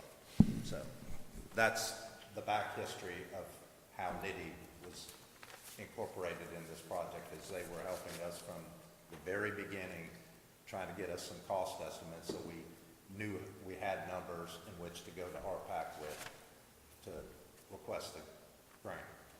And then we're told once we did that FERDAP was required. So that's that. Thank you. And might I add, we have graciously, as a courtesy, held our price year over year from when those initial budgets were done. So it would be my request of council that you guys move forward with a piggyback contract for the construction of the courts. If it was to be put out to bid, you will likely get a higher price. Almost certainly. We've held our price as a courtesy. We've understood it's been a process, as most capital improvements are with smaller municipalities, but this has been quite a process. We have a lot of time, energy, and effort that we've put forth to date, and we'd ask that you look upon that kindly. As mentioned earlier, we are the contractor. We will be self-performing the entire project. So we're not subbing it out to someone else. We'll bring our paver down from Longwood, Florida. Our guys will spend the night at your local hotels, and we will be the primary point of contact for the construction of the pickleball courts. So we just ask that the piggyback agreement, we've sent the town clerk examples of other contracts that are already in place. All of our pricing is still good. But when time comes for the construction, that would be our ask. And if I may ask, would there be any objections to that this evening? I do. I think it should go out to bid, and I appreciate your comments, but we probably don't have enough information until we can get through this design. So my questions were on the Kimley Horn contract, but earlier on we talked about in the FERDAP agreement some of the requirements that we've signed that they're holding us to. So that's where it gets to be a little sticky here on how we've said we're going to go out to bid. That's what's in the FERDAP contract. So You know, you're asking me, do I have any objections? I want to make sure that we follow the contracts that we've signed. They all tie into each other, and I get it. Right. Go ahead. Has your company ever built for these pickleball courts under FERDAP grants in the past? I'm not sure. I'd have to. My suspicion yes, is yes, you Spring probably Lake. have. Yeah, Spring Lake. Spring Lake Spring may Lake be an is example one. of that. Usually we're an arm's length from, some of those grants that are received. But Source yet- of money is not your concern, just get the money. Makes sense. But I would like to think, yes, we have, and there is flexibility in those grants to where, as was mentioned earlier, you have the ability to either put it out for bid or do a piggyback. Yeah. The piggyback agreement has already been done. It's already been put out for bid, so you're saving time. Time is of the essence. I don't know how much longer, but time is of the essence with this project, I would think, to get it going. The whole idea of piggybacking and these types of things and having a library is that we save time. The worst thing I hear that everybody says is we're wasting time. We end up with the same result. We waste months of time, which right now, with the cost increases, and God bless our president, I do agree, we have to stand up for our country, but we have tariffs and we have costs that are going up expensive, just crazy. So that's what government's about. We need to move it along. I love this idea of piggyback. I like the library. These are proven people, and that's why we do it, and we try to move government along quickly, and I am for piggybacking. I agree. I am for that as well.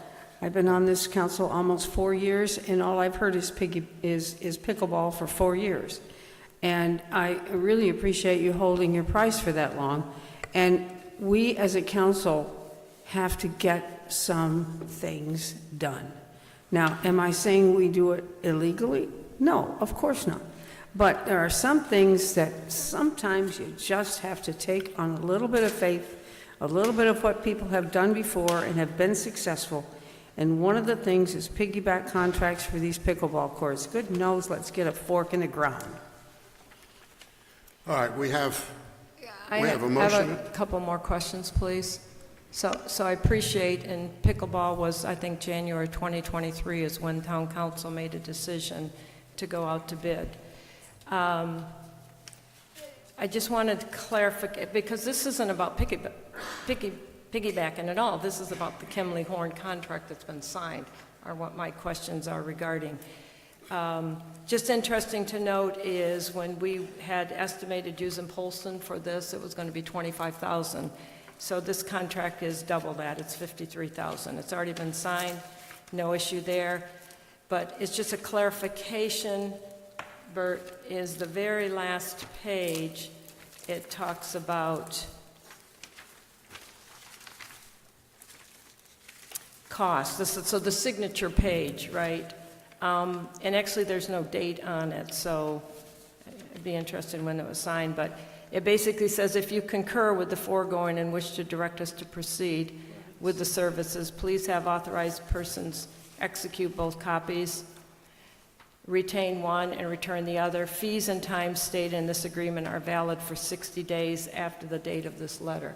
Kind of vague. I'm assuming it's the bid is good for 60 days, but it just came to us, I think, maybe the date we signed it. I just want to make sure that that language is clear, that all of a sudden they're a month into this, and I think they said it's going to take, 4 months, that the price doesn't change because of the way this is worded. It's just a funky way of wording it, I think. The contract is clear, the price has been held, the agreement has been signed by the mayor, and the motion is to ratify the agreement signed by the mayor. So you have no concern with this statement here, fees and times stated in this agreement are valid for 60 days after the date of this letter, that they could then increase their costs somewhere on the 61st day? But it appears to me that it was signed within the 60-day period. And so It appears to me the contract is lawful. So, right, so your interpretation is this is I'm going to say a bid, and you've got 60 days to sign it. If not, on the 61st date, I can increase the price. I'm not going to sit here and play what-if questions tonight. No, that wasn't. No, you are. You're just throwing all sorts No, of no, stuff, no. trying to throw rocks at this. I'm not at all. You absolutely There's are. contract I've given an length. opinion that this is a valid agreement. There's nothing wrong with it. My question on this statement is, and because it is signed, the price can't increase, the cost can't increase. That's my question. The cost cannot increase. Okay. The agreement is valid Okay. for the third time. I'm sorry that you misinterpreted or understood my question. Actually, I think you're the one that's misinterpreting the agreement. Oh, really? Yes, I do. By asking what a By continuing sentence to- means? I better stop. We'll leave it right there, ma'am. Yes, I think that would be appropriate. Okay, those were my comments. Okay. We have a motion and a second to ratify the three agreements. I'll bring it to, yeah, you can come have your say.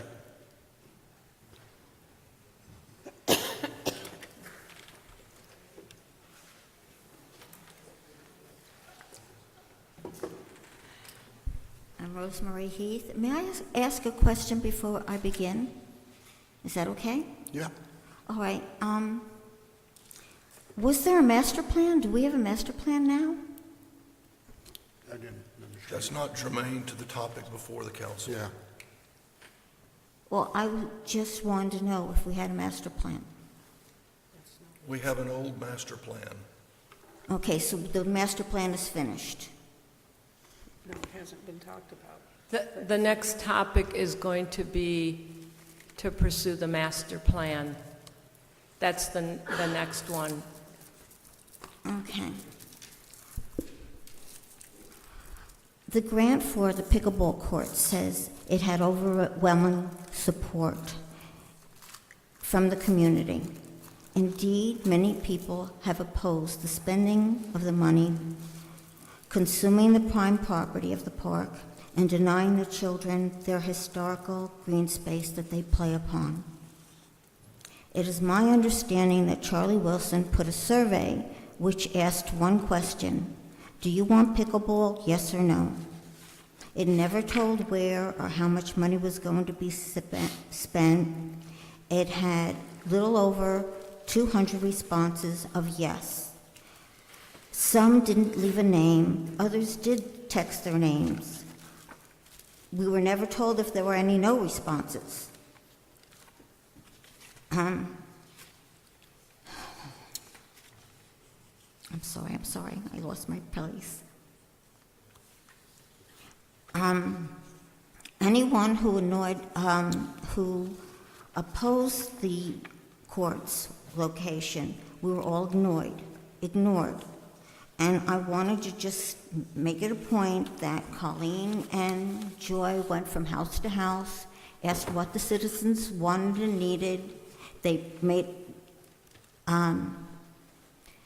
Ms. Charles made a report and brought it to the council showing what they would like to have. Nowhere was it said in that report that they wanted pickleball. I also went to the park and I collected 501 signatures with phone numbers. You can identify these people. Overwhelmingly, they oppose pickleball courts. Why are we going with 200 yes or no questions from no one we know? We don't know where they live. We don't know, most of them are from, I'm sure, are from Sebring. And here I go, and I get all these signatures from the park, and you totally ignore me. This is not overwhelmingly approval that you all said in that grant. There's great opposition of putting those pickleball courts on the lakeside. Your 3 minutes are up. Thank you. Thank you.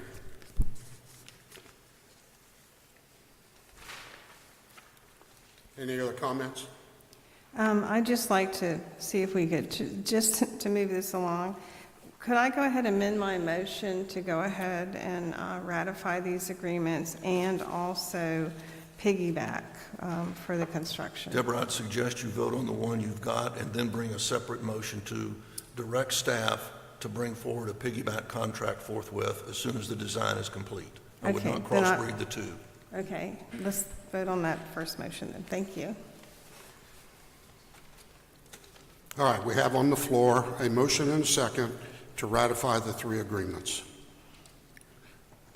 If there's no other comments, poll the council. Councilmember Worley? Yes. Councilmember Hayes? Yes. Councilmember Charles? I'm a yes to the RPAC and the FERDAP, and I'm a no to the Kimley Horn. I would like to see the design that's been given to them from us that they're designing.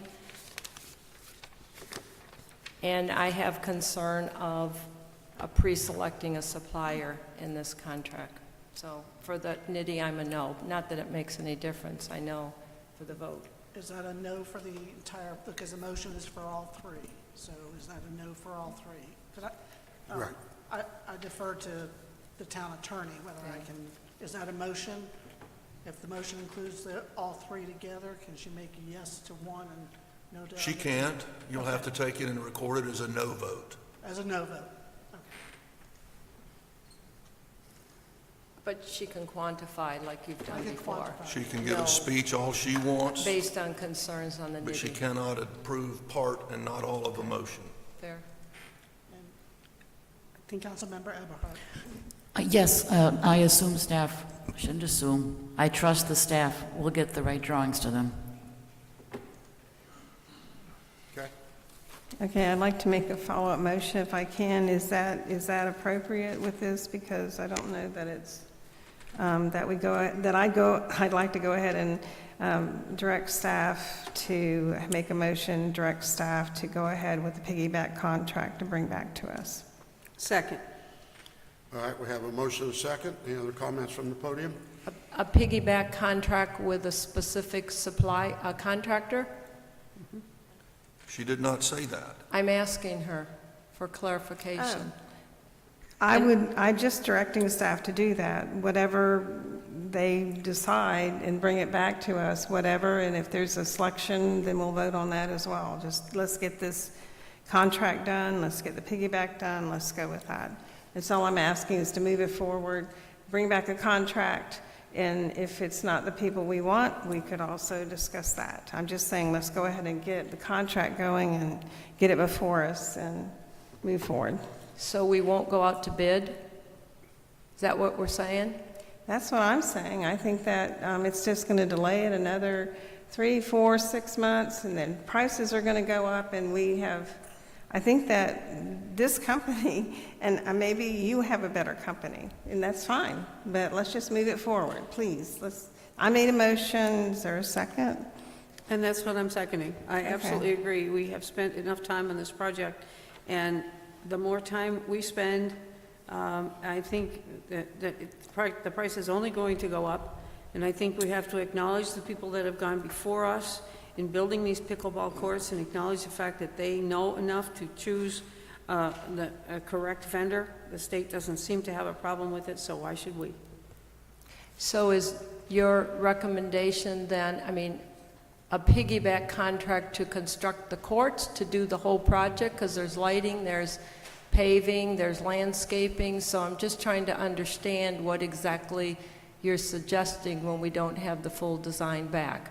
So who's the general contractor of the overall project, because you have various subcontractors? Yes. The motion does not specify general contractor. It gives the staff the discretion to bring back a piggyback contract. It may be the man in the back, it may be somebody else. And then you get to say, I like that contract, or no, I don't, send it out to bid. The motion is perfectly legal. I'm just trying to get clarification, Mr. Harris, so that I can properly vote, Absolutely, as you should. because it's pretty vague to bring back a piggyback contract. No, that's not vague at all. I don't It's find giving it vague. staff discretion. That's different from vagueness. Is it premature without even having the beginnings of construction drawings? Councilwoman, no, that motion is not. It allows the staff to take the design by Kimberly Horn, find a lawful piggyback, and present it to this council for approval. Still, you've got the design to be done before this staff, before the council can say, yes, I bless it, that's a contract. Okay, so this is just doing work in tandem to save time. Yes, it's giving us the staff the direction, yes, we will consider a piggyback. Okay, It's just a chance to expedite it. It's not saying it's Exactly. done, exactly. okay? Okay, thanks. Thank you. Any other comments from the podium? From the audience? Bring it back, poll the council. Councilmember Worley? Yes. Councilmember Hayes? Yes. Councilmember Charles? No. Councilmember Eberhardt? Yes. All right, thank you, everybody.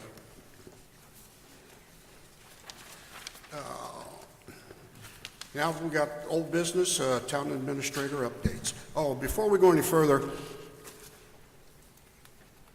on the, I believe it's Wednesday, we had a budget hearing, but due to a tragic, I don't know what you call it, episode in her family, our financial director had to leave town. Very sad case. Really feel sorry for her and her family. But in lieu of that, and being she's not going to be here, we have canceled the budget hearing for Wednesday night, and it will be taken up on the 27th. And we'll finish up that night and ratify the budget. But I want everybody to have, please say a prayer for the family and the tragedy that they're having to go through at this time.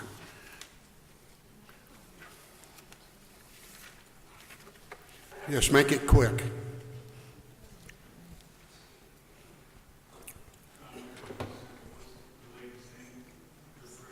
Rachel? Aren't there supposed to be 3 budget meetings? We're supposed to have 3. The first one's canceled, now you're canceling the second, so we're only going to have 1? No, we've had one. Okay, and then we're supposed to have... Doesn't matter how many we have. Okay. You're welcome. Oh, I'm sorry. I did. I left out the under Town Administrator, number 2, Master Parks and Recreational Plan. Duh. There we go.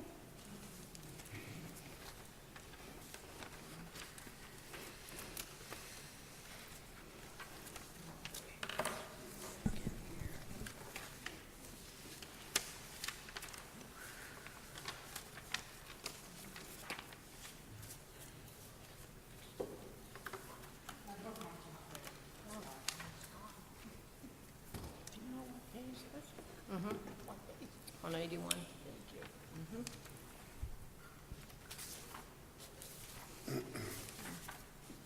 No. 191 is this? 81. 81. Page 181.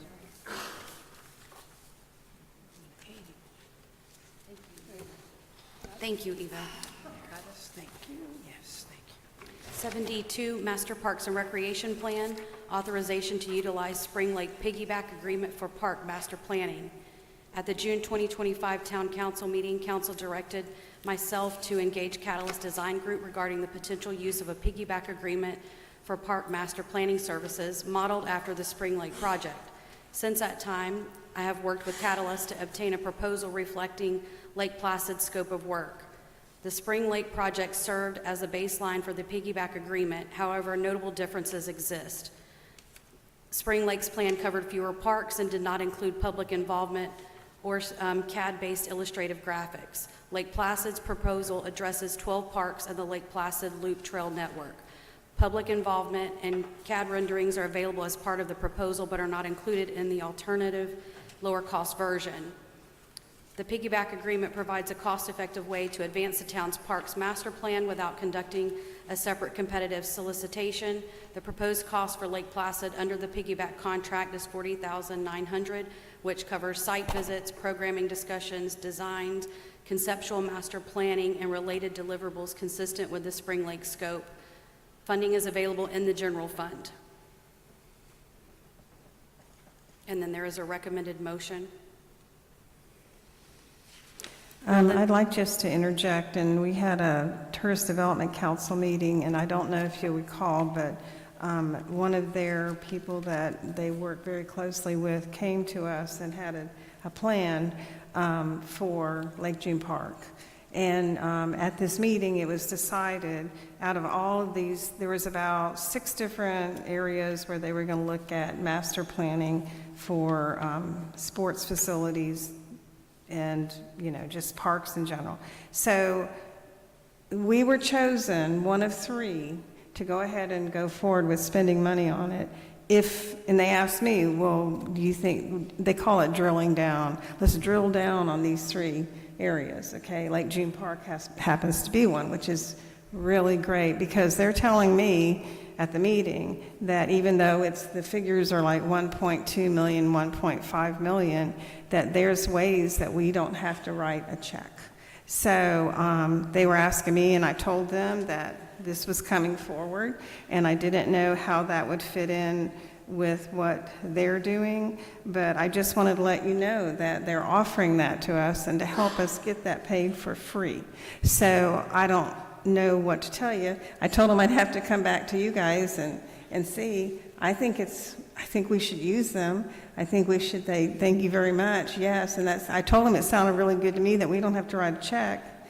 They're going to help us take care of that. So I just wanted to let you know that because I think that if we're going to do this, and I did look at I thought it was just for other parks, but it does include Lake June Park. So if you could, I don't know how to do it, but just say that yes to the TDC, and I don't have it on the agenda. I was going to bring it back to you in September, and then I would have a vote for October meeting with the TDC to say, yes, we want the council voted, we want to move forward with the plan, you know, to drill down on Lake June Park as one of their chosen parks to do that with. So I don't know how it affects this, but I'm just saying.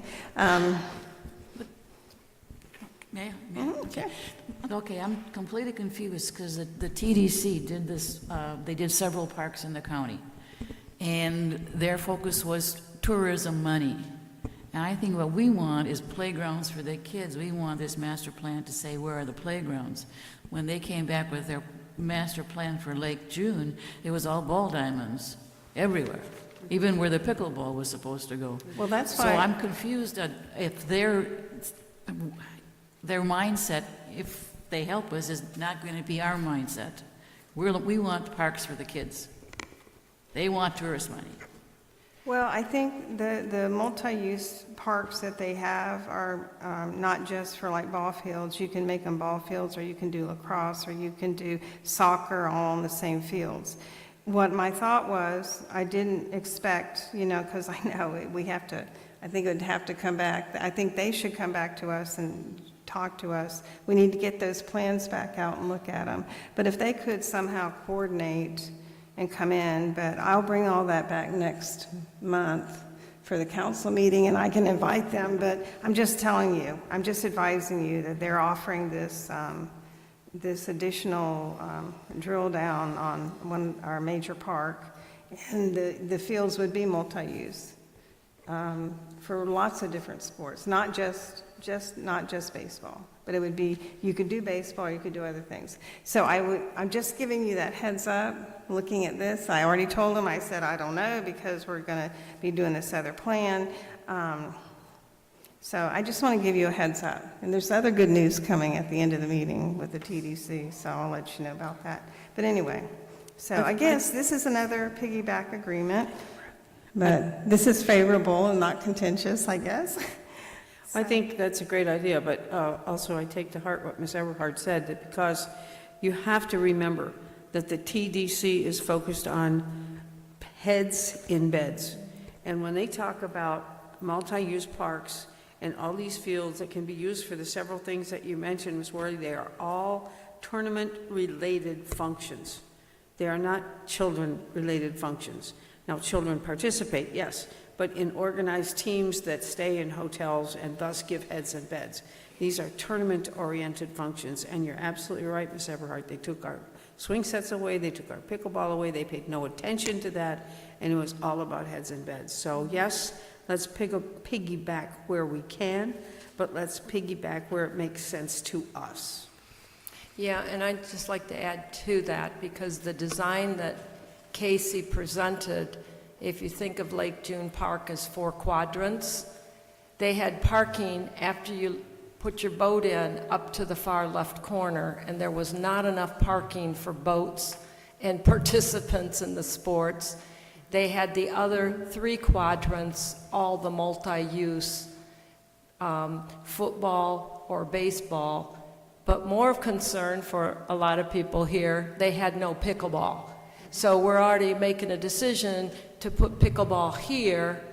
That would mean put that on hold to go forward with a plan that I personally, I didn't like it, especially for the parking. So because it turned that whole 38 acres into sports field, where you've got premier waterfront property that a lot of the boaters and the picnickers and the beach people, they use. So to me, I don't know what the drill down really means, but I don't know that we're interested in turning that park just into sports versus the multi-use that it's being used today, and that will be, and I know that people here in the audience would not be supportive of now putting all that on hold to see for the next 6 months or whatever their drill down means. So that's No, just I where, never I mean, I'd like to suggested- stay course with this, because this isn't just parks. And again, parks is beyond swing sets, right? It's, people wanted dog parks, but the attractiveness is the multi-use trails, connecting our different parks, because that's something that we've talked about, we've put funding, but we've never moved forward on. So I appreciate I TDC never coming said back. put this on hold. No, no. I just said if you wanted them to, in addition to this, if you wanted them to come and talk to us. So I'm hearing that, no, you don't want them to come and talk to us. Is that the consensus? They can always come talk to us, but as long as we have a clear understanding that their goals are different than our goals. Or they may be entirely opposite. Well, I'll just bring it back in September, and if they want to come and talk to you about what they want to do, and I frankly, I need to look at what they had even presented to us back then. I haven't had time to pull that out and look at it, and they can talk about that. I'm not saying anything, I'm just saying that we're being made this offer. Okay. So I'll go ahead and make the motion. I move to authorize the town administrators to execute an agreement with Catalyst Design Group utilizing the Spring Lake piggyback contract for park master planning services in the amount of $40,900 to be funded from the general fund. Second. Okay, we have a motion and a second. Any other comments from the podium? Okay. Can we, the 3 phases, can we have a provision there to break out the grant assistance phase if we choose? That's Hale, that's not Catalyst. Okay. So the Hale would be a complete separate contract in the future. Yeah, that'll It's come just back. they work with Hale, which now I appreciate after reading all of this FERDAP requirements, Well, maybe. you know, of somebody. But no, this is just Catalyst, right, Charlotte? Yeah, this,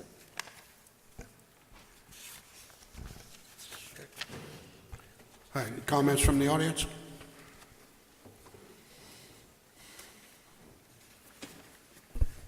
For the record, Charlie Wilson was 763 Sunset Point Drive. I think this is getting the cart ahead of the horse a little bit.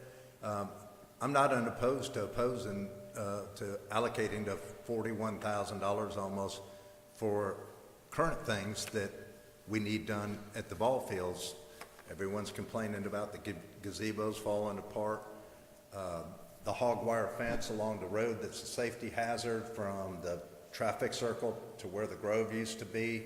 Balls could go through there, kids are gonna follow them. That's gonna be a potential problem. I don't know that you're gonna get any money until you complete a FERDAP and RPAC grant, so you have time in which to do that at a later date. And if you're gonna take the money out of the general fund, I think there's other uses that could be more used and more effective right now. Not to say that it's a bad idea down the road, but you're not going to get any more funding until we complete the current cycle. So that would be my observation. Thank you. Just to clarify, right, this is for 12 different parks. This isn't just Lake June. But the point that you're bringing up, I think, are important. We're going through the budget workshops right now, and Harry's, been providing a lot of cost for improvements at Lake June Park.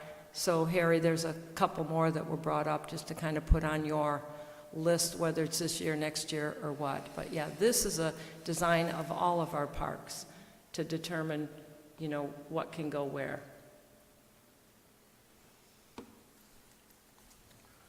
Okay, no other comments? Oh, you got one? Okay. Gilbert Randall, 38 Lake June Road, Lake Placid. Kind of going along with what Charlie said, you want to spend $40,000 for a parks plan of things we need to do to upgrade our parks. We currently can't afford to maintain our parks. We can't afford to repair our parks, and you want to spend $40,000 to get a plan to improve our parks. How are you going to pay for that? You're looking for ways now going into budget to cut costs and to create savings. You've talked about the overlap in services, whether it be police or whatever, that we pay county taxes and then you end up paying your town taxes as well, overlapping those services. Well, at least with the police, when you pay for that overlap, the town residents in the town are utilizing that service. You're wanting to spend all this money in Lake June Park that you yourselves as council people have said that every study that has been completed indicates that is about 90% used by non-town residents. And you wanted to put more and more and more money into this project that is not even serving the town, 10%. And that's probably a high number if you really get down to it. What you need to look at if you want to save some money, turn Lake June Park back over to the county. Let them take care of it. They have a lot deeper pockets than we have here in Lake Placid. They can at least maintain it because right now it's basically a black eye on our community. It's nothing to do with staff. It's nothing to do with effort. It's to do with dollars and cents. We can't afford to maintain that park. We definitely can't afford to improve that park. Harry gave you a budget proposal. We got started on it last week. He sort of prefaced that with, I only came up with about 50% of what needs to be fixed right now because I know we can't afford 100%. And of that 50%, I want to think he said he realized probably we can only afford 25% of that, so I'm only going to request that in the budget. So basically what he's saying is, give me this money so we can continue to go backwards with this park for another year and keep all this discussion going.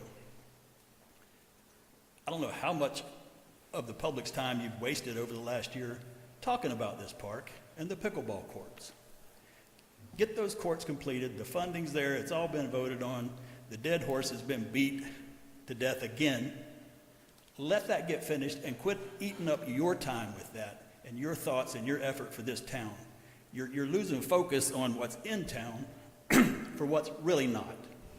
Technically it is, but that is not what this community uses.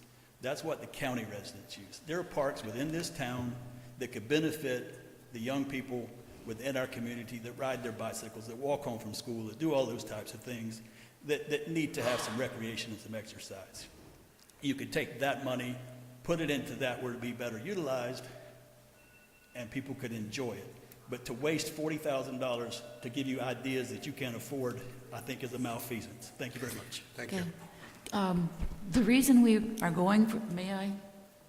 Or do you want to do it and say why we're, the reason we're going for this is because, for example, Spring Lake had a master plan put out, and it helped them immensely with getting grants. And they said that what they spent on their master plan paid for itself in getting grants back.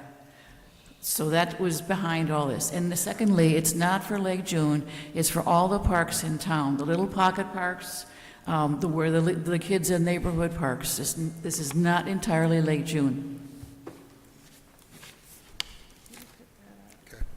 Good evening.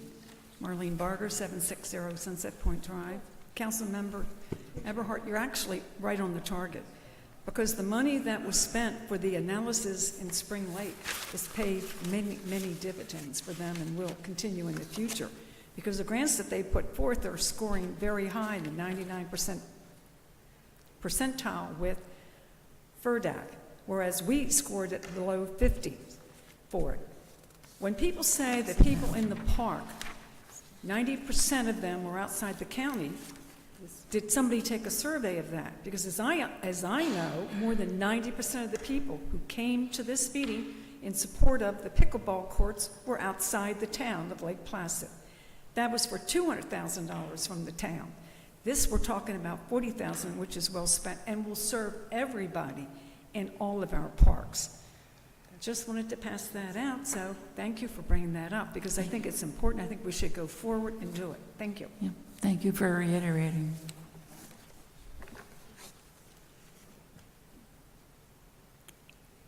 Okay, seeing nobody else, go ahead and poll the council. Councilmember Charles? Yes. Councilmember Eberhardt? Yes. Councilmember Hayes? Yes. Councilmember Worley? Yes. Okay.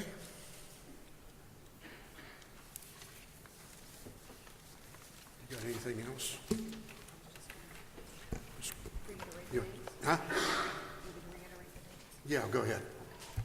Just a reminder that our next budget workshop meeting will be on August 27th.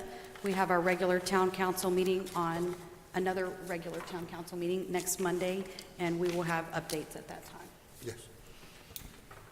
And just as a side note, Deborah, I will be out of town next Monday. Okay. Just give you a heads up. Okay, thank you. All right, let's go ahead and start. I'll go ahead and start down here. Joy, you have anything? No. No? Deborah? Just the comment about the TDC.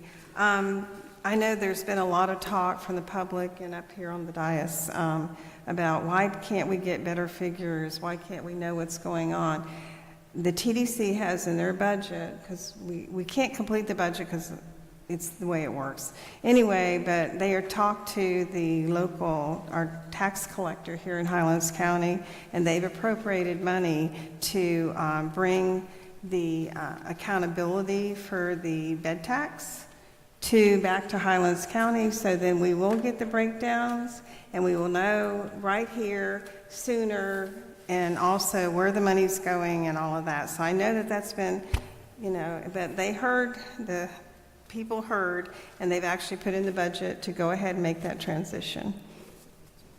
Okay. Good news. When are they going to do that, do you think? Right now, the tax money from Highlands County goes to the state. And before, at one time, our local tax collector accountability he collected the tax. And then he knew where it was coming from. And also, some people not like that, but it also holds more people accountability in our county that are not paying it and should be paying it. So this brings it back home, basically. And I know that this, if you've ever wondered, and the question is, how much does Lake Placid, how much are we contributing? Well, you can't find out. But when he was collecting it, you could find out. So this is just if they like to drill down, this is a drill down on bed tax, bringing it home so we have more control as far as knowing what's going on. So I think it's great news. Good job. Yeah, just two quick. quick things, is, so September 15th, I wanted to bring that up, Charlotte. I think we scheduled a meeting, it's a CRA meeting. I think you all know my daughter's getting married the weekend before, the Saturday before, so I'll be in Maine for her wedding. I won't be able to attend that meeting. But in talking to Charlotte, at one point, that was going to be the first reading of the CRA budget. So the meeting before, on the 8th, will be the first reading of the town the town budget. I think it makes a lot of sense to put the CRA budget reading at the same meeting as the town budget, and ask what your thoughts are. And that's what we did in the past, but then we separated CRA meeting. Are we doing that? I'm shaking my Yeah, head. I just wanted to let you know that I'm not going to be there. Yeah, we're doing that budget on the 27th, so that makes sense. Right, but it was to not separate CRA budget at first reading at one workshop and town budget first reading at a separate meeting. Do them together. Okay, so I'll comment on that. Sure. So first reading will be September 8th for your regular town budget, which Okay, includes your CRA budget. What you'll adopt with the CRA are your projects. So the entire budget, which includes the CRA budget, gets adopted by town council. At what date will that be? The So first? your first reading for both your town budget is on the 8th, adoption of your ad valorem, and your final budget number, your budget is the 15th, is the following Monday. Is the 15th? That is state I'm sorry? The 15th? The 15th, yes. So final So- adoption. So, and you're going to do both the CRA and the town budget and the ad valorem We all can do that. together? We can do your CRA. Let me clarify, the way we've done it in the past is when town council adopts the budget, your CRA money is in the budget. Right. Okay? What you're going to adopt is your projects through the CRA, through that budget process for the CRA. But the final adoption of your budget is done by town council. So CRA will adopt their projects that are part of that, the CRA funding. So you're doing... And your CIP gets adopted by the CRA board. Okay, so you do first reading of that is September 8th, second reading is the 15th? Yes, and that's Okay. statutorily required because of our advertising that we'll need to do for adoption. And then both of those, though, will already be discussed during a workshop? Yeah, your workshops and Yep. your first hearing. Usually, typically, the final reading of your budget is usually a very quick meeting because you've already went through everything. And that final workshop is going to be August 27th. So that'll be the workshop to get everything we didn't last time, including the CRA. Gotcha. Thank you. And just curious, I thought the tower was going to come to this meeting. Something happened there that, Yes, I apologize. His health is not well, Oh. so I'll be talking with our town attorney, and we'll see what we've got to do next. okay. And then Florida planning, is there any status on the Florida planning? You know, we had those workshops, I think 4 months ago. They came and they did some ordinances. We gave them some changes. So is that just on hold, or is that they're backlogged? And are there any plans for any other workshops with them? I will get that information for you and have it when we have the meeting next Monday. They were here in June. I know that they were here doing some preliminary work downtown. So you may not have seen necessarily a workshop, but they came and they were boots on the ground here doing work. Yeah, I know there's interest on, because those were great workshops, right, with the feedback and that. And we gathered some momentum, and now we're just kind of like, well, what's going on with all that? So. I'll have that update for you. My notes say August 1st it was due. Due in. My notes said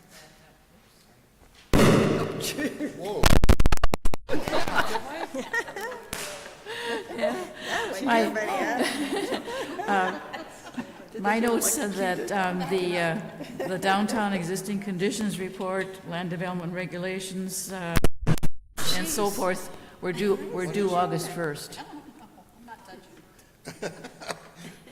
Okay. You're trying to, you want me to try? I wouldn't touch it, Deborah. Okay, Councilwoman Eberhardt. okay. She's just more electricity, right? It's not coming on. So Joy, I didn't catch what you were saying with all Okay. the commotion. So my notes said that August 1st, the Central Florida Planning, the deliverables on August 1st was the Downtown Existing Conditions Report, Land Development Regulations Framework, Public Workshop, and Community Survey.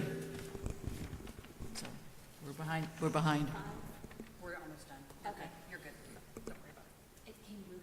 Okay. I will have to follow up with her because I have not touched base since August 1st. Okay, and then next week, we have a town council meeting, Yes, ma'am, on Monday. and we have items on the agenda for that? Okay. Thank you. Thank you. And Charlotte, CRA meeting also? Say that again? A CRA meeting also Monday night, so you have a CRA and a town council meeting Perfect, next thank week. you.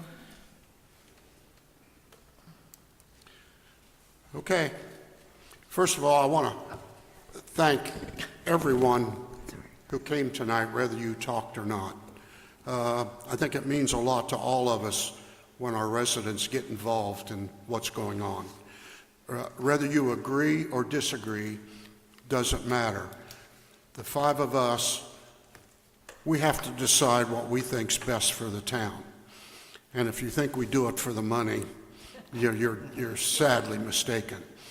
We all love Lake Placid dearly, and we want to make sure that it grows the proper way. So I've been doing this a long time, and I'm not on Facebook, I'm not on the neighborhood, but I understand from time to time that comments are made about the town council or this or that or whatever. And all you're doing is, I think, doing a disservice to them. I mean, if you look at the paperwork they got and the amount of stuff that we go through from one time or another, these folks deserve a big round of applause for what they do. And I just want to thank not only our staff, but the council for everything. Okay? All right, anything else come before council? Meeting adjourned.